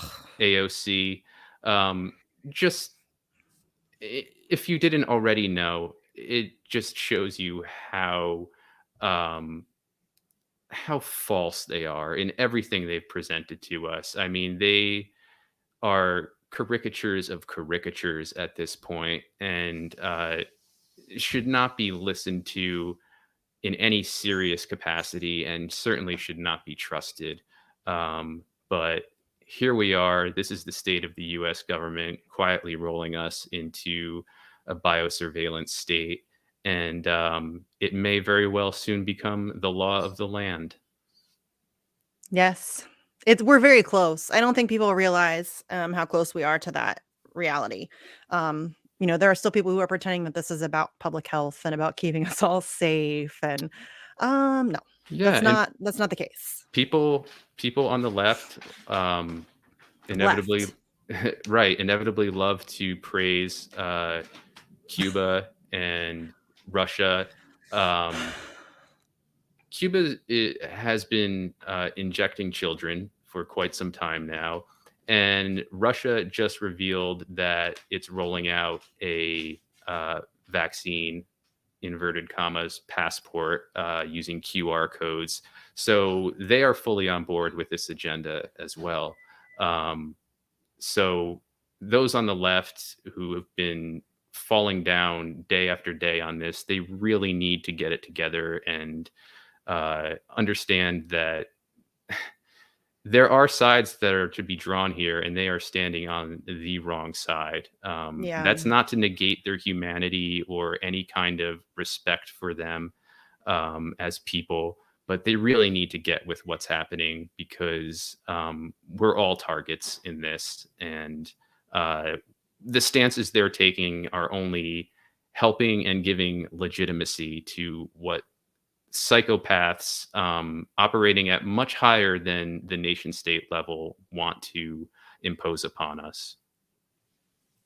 Yes. They're doing the work of the state. It's depressing to watch, you guys. It really is depressing to watch. Steve Cutler said earlier, let me find it, gets chills when people say the words, quote, public-private partnerships, end quote. Yeah. Every time I hear Yeah, public-private partnership, I'm like, yeah. here we go. It By the way, sounds hi, Steve. Where's Lucky? it sounds very nice on the surface. It's even got alliteration in it, and I know, right? And who it's can partnership. Who doesn't like y- a good partnership, yeah, you who doesn't like a guys? good It's partnership? fine. And So can they use bipartisan? It right, sounds so nice. Like we're joining together. We're coming together. No, that's always bad. That's yeah, always bad. and I'm sure the public is always put first because public sounds nice, but Mhm. it's the private that dominates this, and if it were Yes. private-public partnerships, that would give it a whole different ring. Uh, Yeah. so maybe we should start looking at it that way as opposed to public-private, but either way, it's the same entity, the Bullshit. same agenda, yeah, Yeah. and they don't care about our health, they care about controlling us. Yeah. They really do not care about your health. If they cared about your health, you'd have had health care by now, y'all. I don't know why And that's that's so hard to understand. and that's something else we need to be careful of too, because healthcare for all is an absolute right. There should be no argument.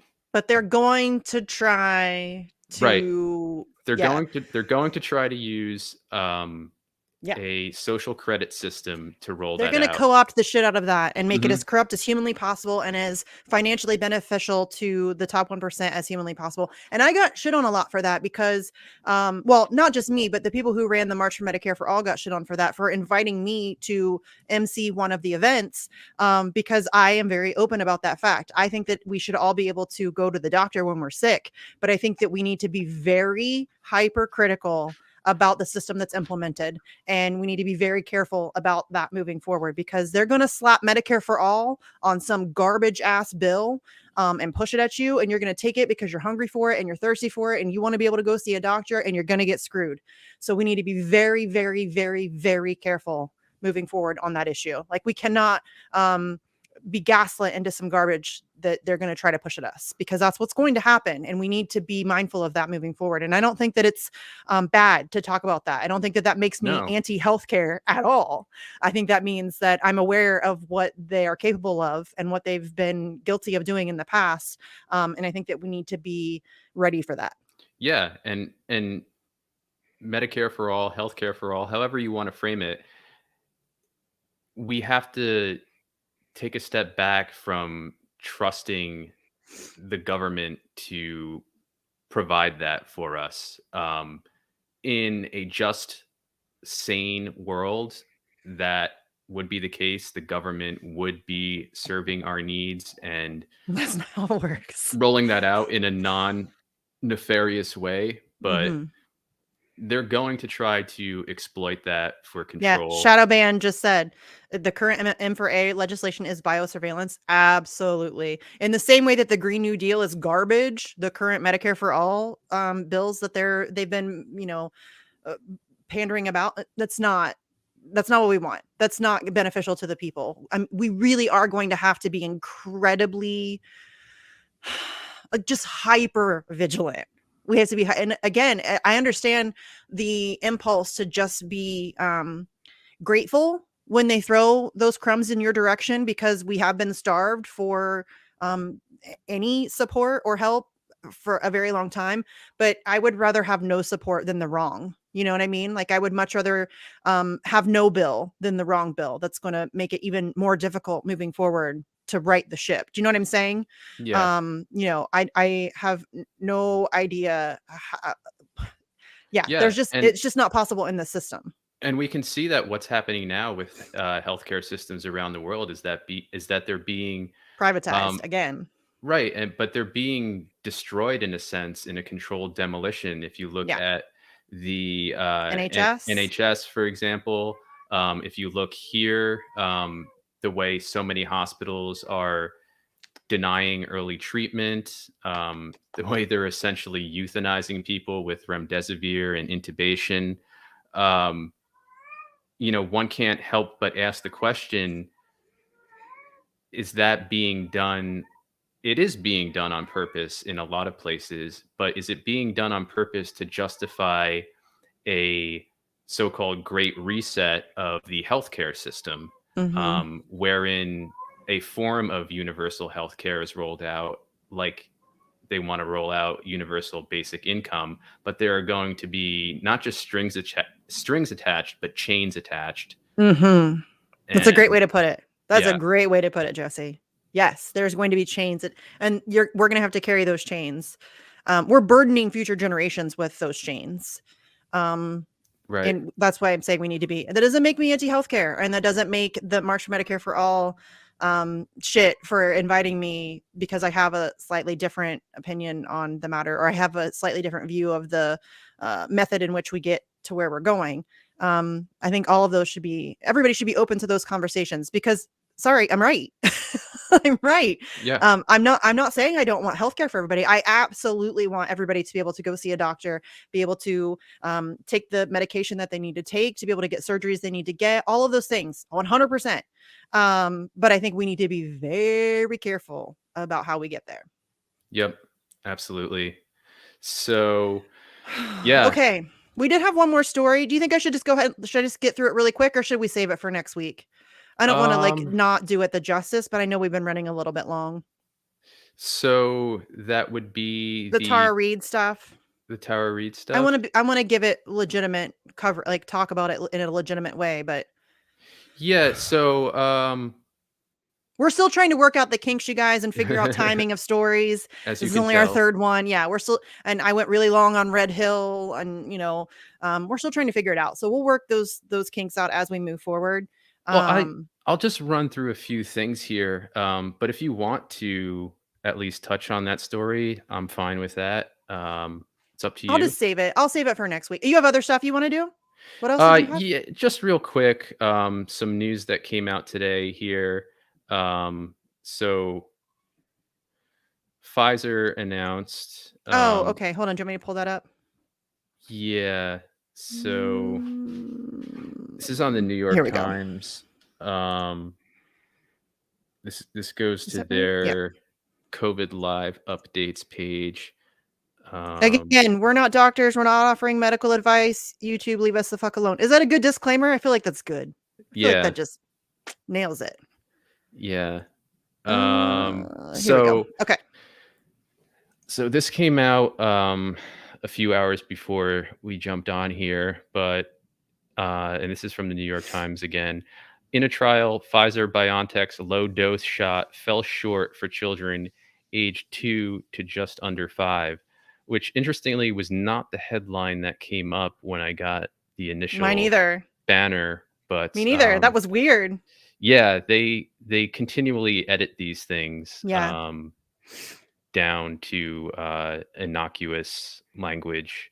Um, so I'll go through some of this quickly, but I think it's very important because what we're essentially talking about here is medical experimentation on children um, for no need whatsoever. Um, I think it's very hard to ever justify medical experimentation on children, but in this case, there is no case for justifying this. Keep in mind, this is for a so-called vaccine for a portion of the population which not only has innate immunity to build up, um, but is also almost completely not at risk of contracting SARS-CoV-2 and developing COVID-19.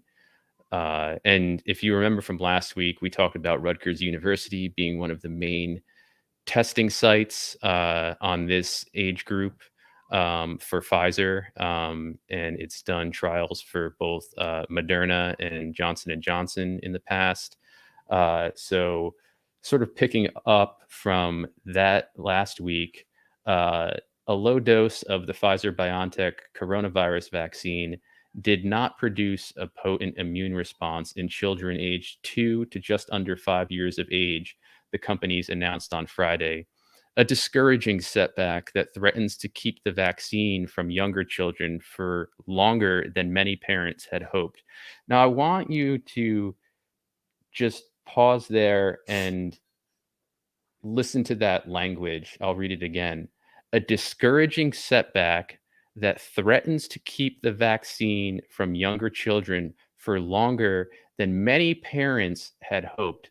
So I don't think I have to explain the just utterly disgusting and propagandistic framing of that clause, but it's discouraging because we all want this, right? Uh, it's longer than many parents had hoped. Parents are just they're just clinging to themselves, waiting for this injection for their children. And then the use of the word threatens to keep the vaccine from younger children, as if these children are at risk of anything. So you can see in that first paragraph, which is one sentence, the final clause is just a complete manipulation of the situation to get people to think, people who haven't invested time in researching this, which is not to fault them. Life is busy, life is hard, life is confusing as fuck, no doubt about it. But you can see what they're doing right there. They're trying to manipulate the narrative. So going from there, in ongoing clinical trials, the companies tested 3 micrograms of the vaccine, 1/10 of the adult dose, in children 6 months to less than 5 years of age. After 2 doses, children between 6 months and 2 years produced an immune response that was comparable to that of people aged 16 to 25 years, the companies said. But children between 2 and 5 years old did not. So, right there, I want to say something too, that when they say produce an immune response, they mean the generation of spike proteins. Caused by the injection. And for the level of spike proteins that are produced in children between ages 6 months and 2 years to be comparable to that of people between the ages of 16 and 25 is frightening. Such young immune systems are not ready to take on um, such an injection of poison. That's just scientific fact. There's no dispute about it. And if and when we get our hands on the clinical data of those studies, I think there are going to be a lot of tears involved. Um, but for some reason, it's not working with children between the ages of 2 and 5 years old. So, what is Pfizer BioNTech deciding to do?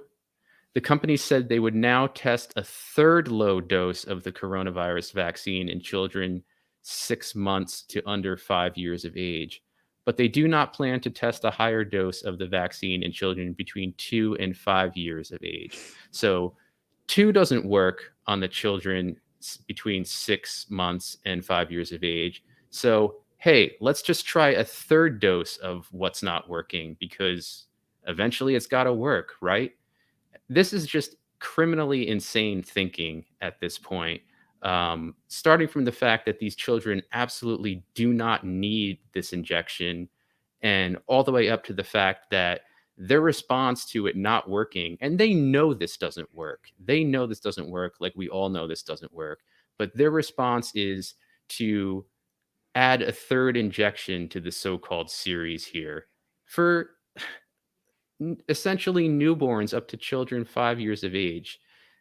If you don't see this as criminally insane, I don't know how to help you. It's just disgusting at this point, and it really points to the psychopathy of these people. I mean, these people are sick in the head and should be resisted at all costs because this is anti-human.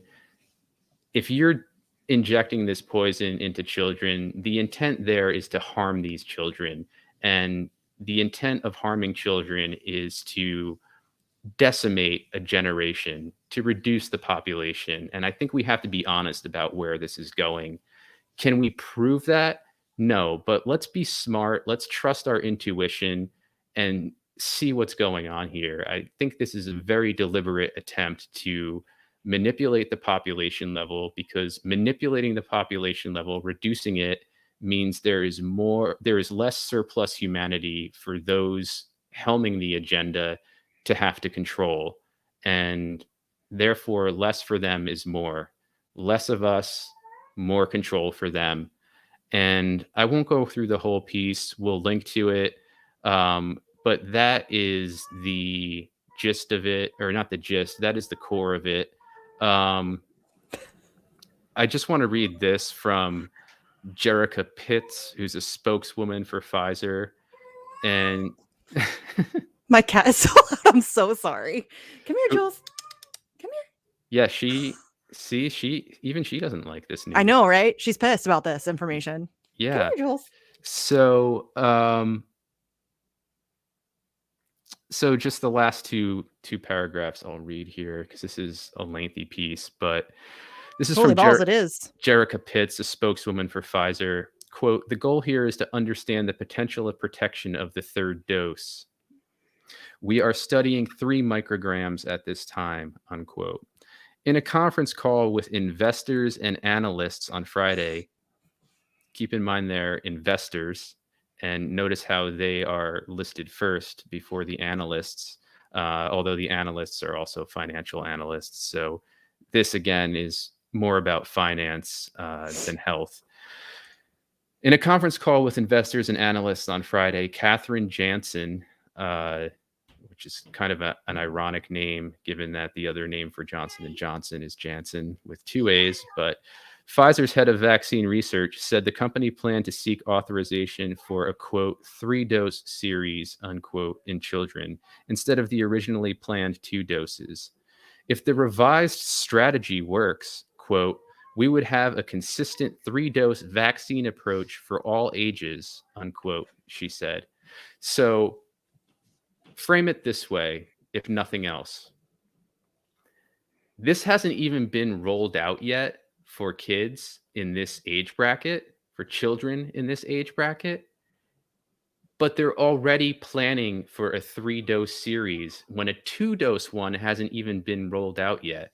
I mean, these people are just off the rails, and Shameless. it's really upsetting to me, as you can tell, and that's because this is targeting kids. I mean, targeting anybody is criminally reprehensible, but this is targeting children who have no capacity for informed consent.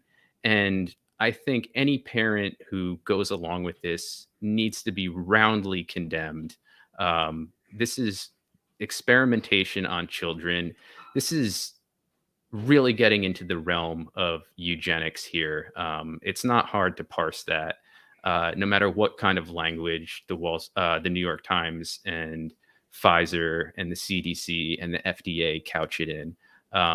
This is dangerous, disgusting, and again, I can't say it enough. This is criminal. So we'll definitely keep up to date on this and report back more, because this really is this really is bio warfare against the population, and no one is being spared, as you can see, including children. And we need to oppose this. We need to be aware of it, and we need to oppose this. And that bio warfare is being waged through information warfare. Don't get it twisted. Exactly. That's exactly what's happening. They are gaslighting you. They are lying to you. They are manipulating facts and numbers and data. And this is all stemming from an information warfare. So, as we said earlier in the show, all of these things are interconnected. So we have to be, super aware, hyper aware of what's going on. Question everything. Yeah. And everything. And if you can just open that science piece about the Australian attempt at a vaccine. So this was from December of 2020, December 11th, 2020. But this was in Science journal, I should say. So a very mainstream science outlet. And do you have it up on screen? Yeah. Okay.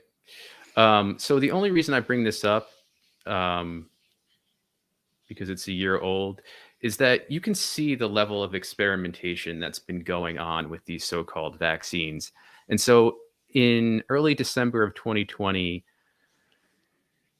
Australia was trying to develop its own unique COVID-19 vaccine, and they had to halt one of the candidates for that vaccine because, as it says here in the subheadline, unexpected immune response to HIV protein fragment in vaccine produced antibodies that could confuse screening tests for the AIDS virus. And to elaborate on that, it says in the first paragraph, the backers of Australia's homegrown COVID-19 vaccine, a nice homegrown COVID-19 vaccine candidate, today announced a halt to its further development after some of the first people to receive the vaccine in a safety trial generated antibodies to an unintended target, the AIDS virus.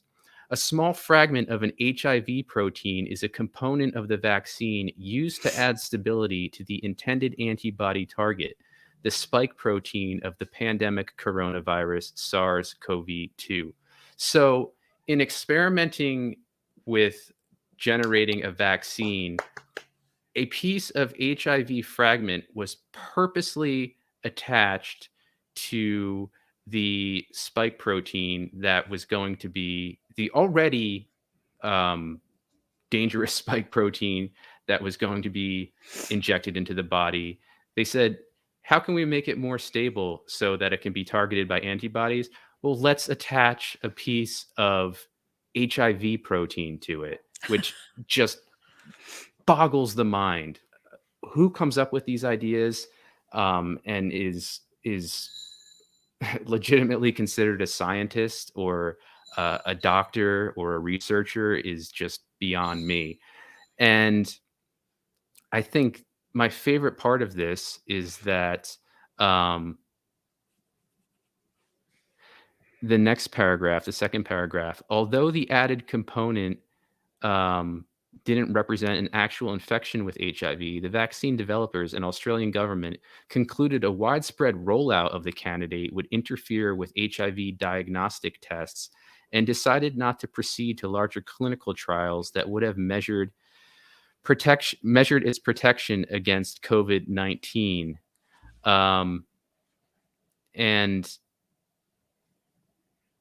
they claim to be surprised that the trial subjects that their bodies were generating an immune response to um, an injection of HIV protein into their bodies. That too boggles the mind. I mean, how is that in any way surprising? You inject somebody with an HIV protein and the body responds by producing antibodies to it. That's just basic science right there. But we'll link to this article. There's a lot. It's not too long, but there's some really interesting stuff to read through. And looking back even just a year, so this was December 11. This was just after Pfizer rolled out its vaccines. It gives you a picture of the type of experimentation that was and still is going on. So if they were experimenting with HIV protein fragments as part of the vaccine, a part of creating so-called vaccines back then, who knows what they're experimenting with now. They build this as molecular clamp technology, and it was developed at the University of Queensland in Australia with support from the global nonprofit. Here we go, public-private partnerships. And no one should be surprised at who this entity is. The Coalition for Epidemic Preparedness Innovations, or CEPI, which has its fingerprints all over this vaccine crime that's being committed on a global scale. So, though it's dated information, it's still very relevant to what's happening today. And if nothing else, we should use it to keep in mind that these people are literally trying to play God with genetics. And, just one more thing I wanted to point out here that just shows the level of insanity and irrationality these people are operating on. In this paragraph, it says, aside from the problematic HIV protein immune response, yeah, it would be problematic, wouldn't it? The vaccine given to 216 participants in July, quote, elicits a robust response towards the virus SARS-CoV-2 and has a strong safety profile, unquote, according to the statement. And this is a statement from both the researchers and the government, I believe. The phase 1 safety trial will continue to see how long antibodies to the HIV protein persist, though indications are that levels are already falling. The university plans to submit the full data for peer-reviewed publication. So I don't know if that ever bore out. I would really like to see the results of that phase 1 trial. But the insanity here is just Yeah. I want to say unparalleled, but we're seeing it in so many parts of the world in so many iterations, from these so-called injections to lockdowns to your papers, please. So definitely take a look at this and consider it with regard to what's going on now. Um, and what kind of experimentation they could possibly be engaged in. Um, and I just want to point out here, this caught my eye earlier today when I was reading through this. I haven't read this piece, but I think this headline speaks to the level of where we're at. This is from Science as well, from November 4th of this year. And the headline is Pandemic Coronavirus is Widespread in Iowa Deer. Okay, I'll leave it at that. You be the judge of that one. Oh boy. Um, Not even Bambi's safe, you guys. yeah. And so, one more thing with regard to that. I just got Here two he more. goes again. I One just more got thing. just One got more two more thing. quick things. So Two so more. we're You went from 1 to 2. The hell, yeah, dude. All sorry. right. All right. So we're hearing more and more about Omicron, how it's ravaging the world. New York, Is that in this piece? which one? The science piece that I have up on the screen right now? No, you can take Oh, that okay. down. Okay. Okay. I was just gonna try to find it so people could follow along.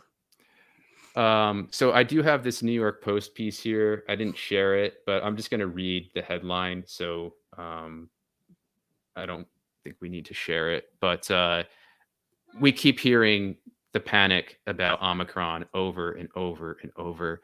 So this is from the New York Post today.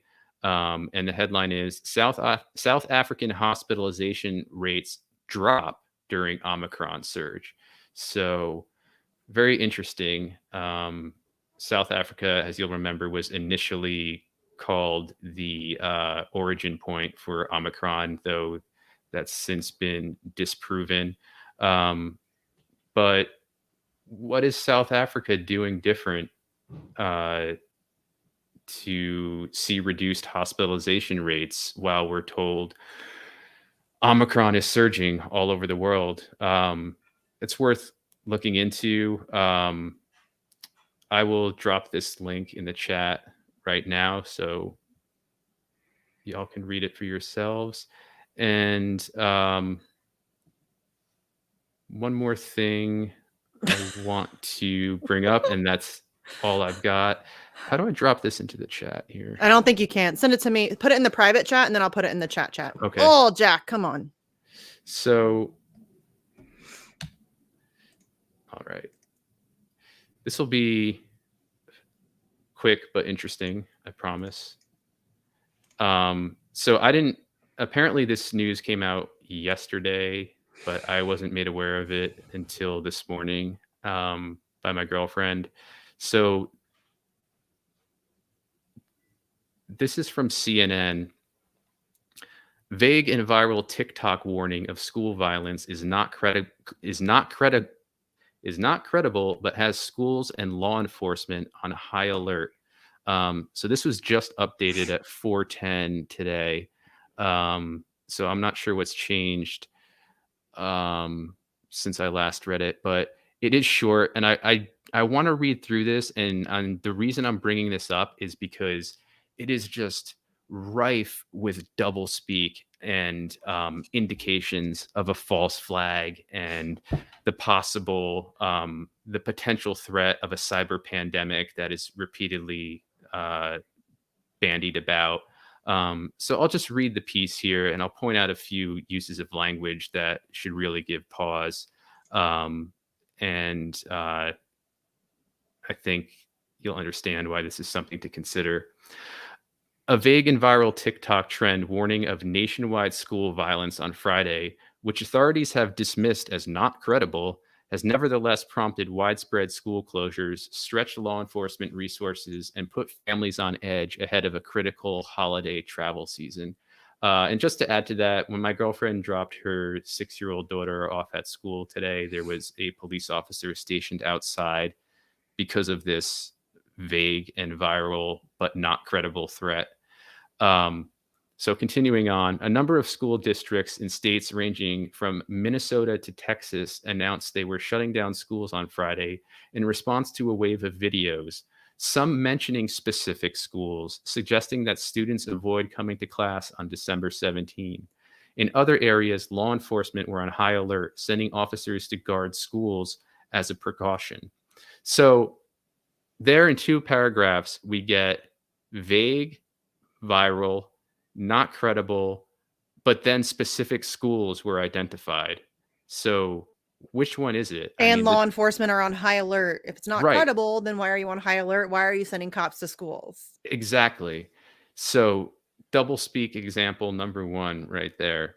The US Department of Homeland Security said Friday morning it has no evidence to suggest the claims are credible, but encouraged the public to quote, remain alert. On Friday afternoon, TikTok said it had begun removing the warnings from its platform as misinformation. Quote, we've exhaustively searched for content that promotes violence at schools today, but have still found nothing.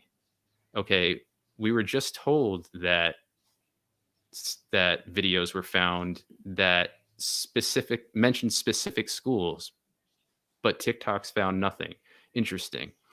What we find are videos discussing this rumor and warning others to stay safe, the company said in a tweet. Quote, local authorities, I like how they're disseminating this information in a tweet as well. Um, but hey, I mean, such are the times, right? We're all on Twitter anyway. Quote, local authorities, the FBI, and DHS have confirmed there's no credible threat.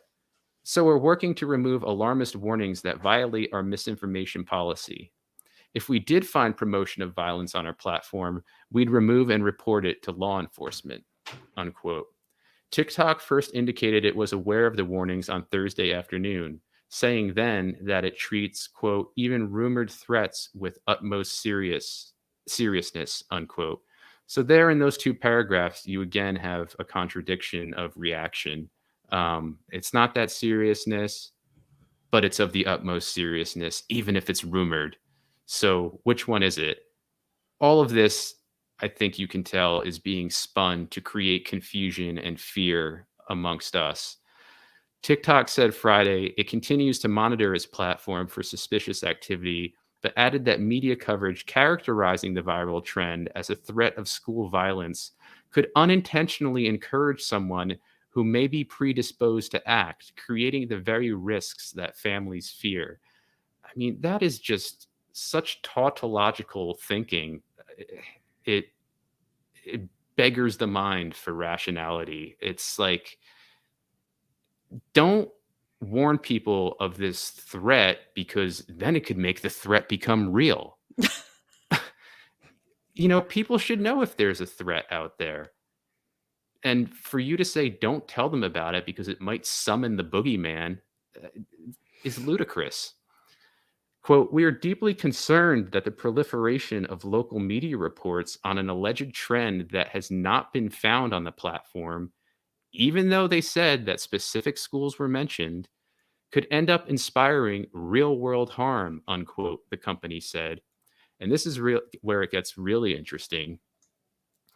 A federal law enforcement source, read FBI,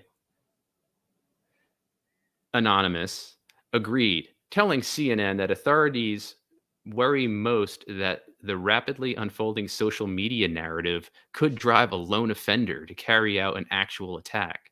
The situation is an illustration of the current threat environment in the United States, the source added. I don't know what that means. An illustration of the current threat environment in the United States. They just said this is vague and viral, yet he's pointing towards some specific current threat Well, we are environment. the land of school shootings, so Yeah, true.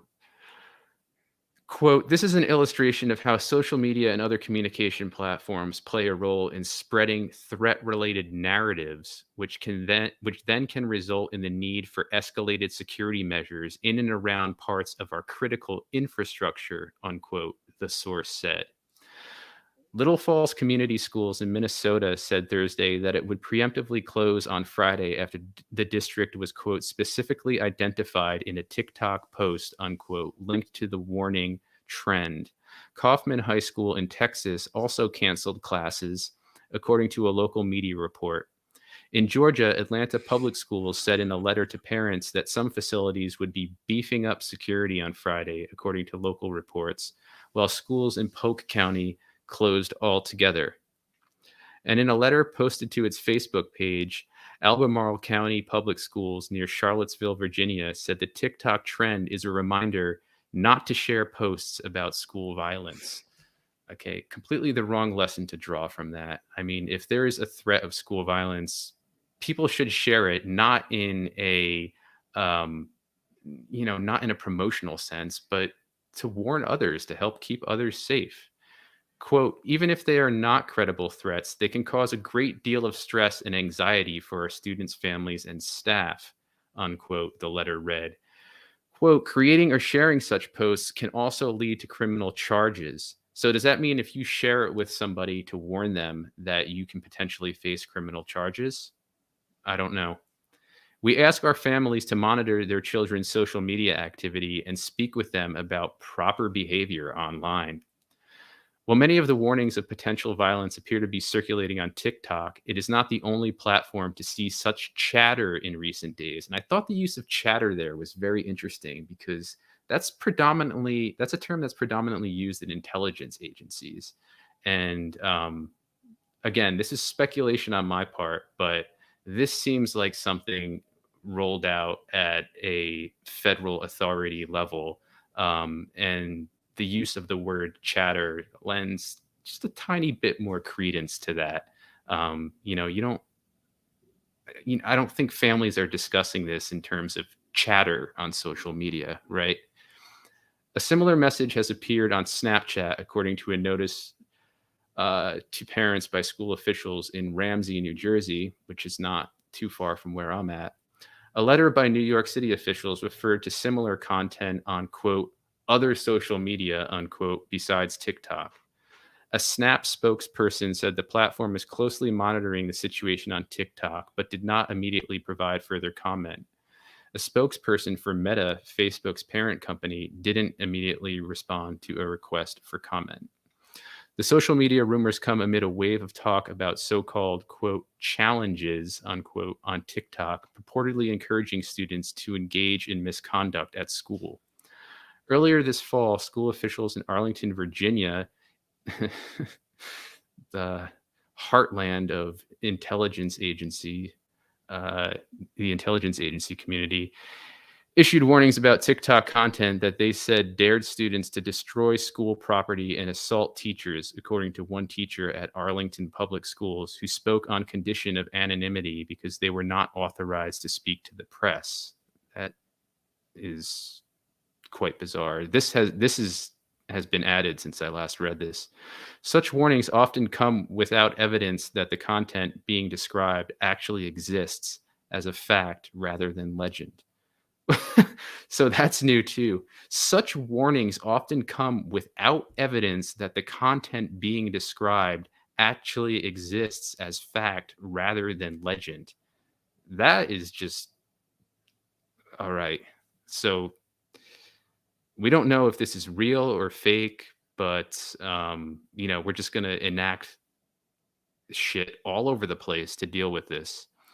NYC Department of Education Chancellor Misha Porter addressed the issue of social media challenges in an email to families on Friday, saying that rumors of potential bomb threats or shooting threats were not specific to only New York City, and many of the posts are general and not specific to one school. So I'll skip a little bit here.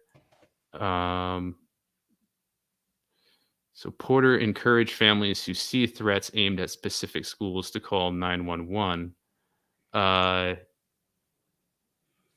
the pattern goes beyond social media. On Thursday, authorities in Franklin, New Jersey, charged a 13-year-old student with creating a false alarm after the student allegedly sent a text message threatening violence at school earlier in the week. An investigation concluded that the text message was part of a prank. but one local parent who requested anonymity to safeguard their child's privacy said officials' efforts to reassure the public about non-credible threats was itself counterproductive.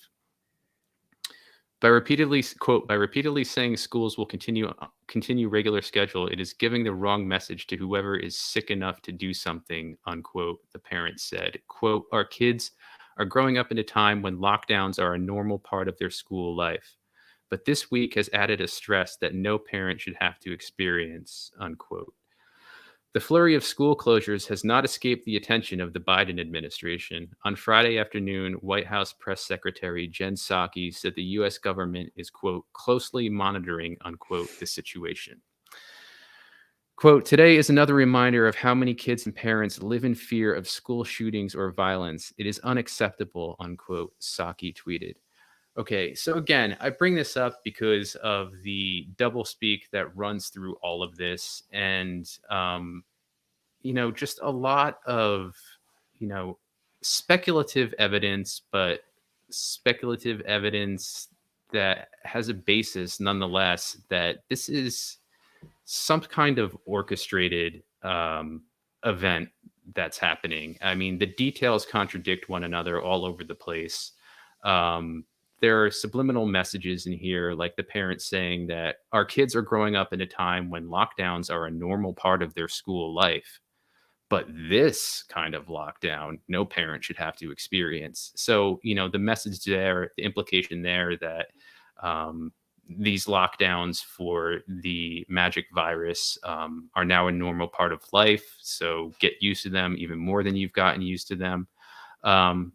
I could go on. I think that everybody watching and listening can get where I'm going with this. So I just thought it was interesting in light of everything else that's happening. These intelligence agencies are basically professionals at running false flag, fear-inducing operations, similar to or that look very much like something like this that would play out very much in this way. So we have to look at these stories with that kind of critical eye. It doesn't mean that everything like this that happens is being orchestrated, but we have to keep that possibility in mind, especially in this time, because going back to what Alex Craner said, when it comes to the technology of the people driving the agendas we see trying to be put in place, they are stupid with regard to the technology. And you can see how stupid, if indeed this is some kind of false flag op, they are with the technology here. I mean, they're all over the place. The vagueness is just so obvious. But when it comes to the psychological manipulation, they are experts at that. They have been excelling in psyops for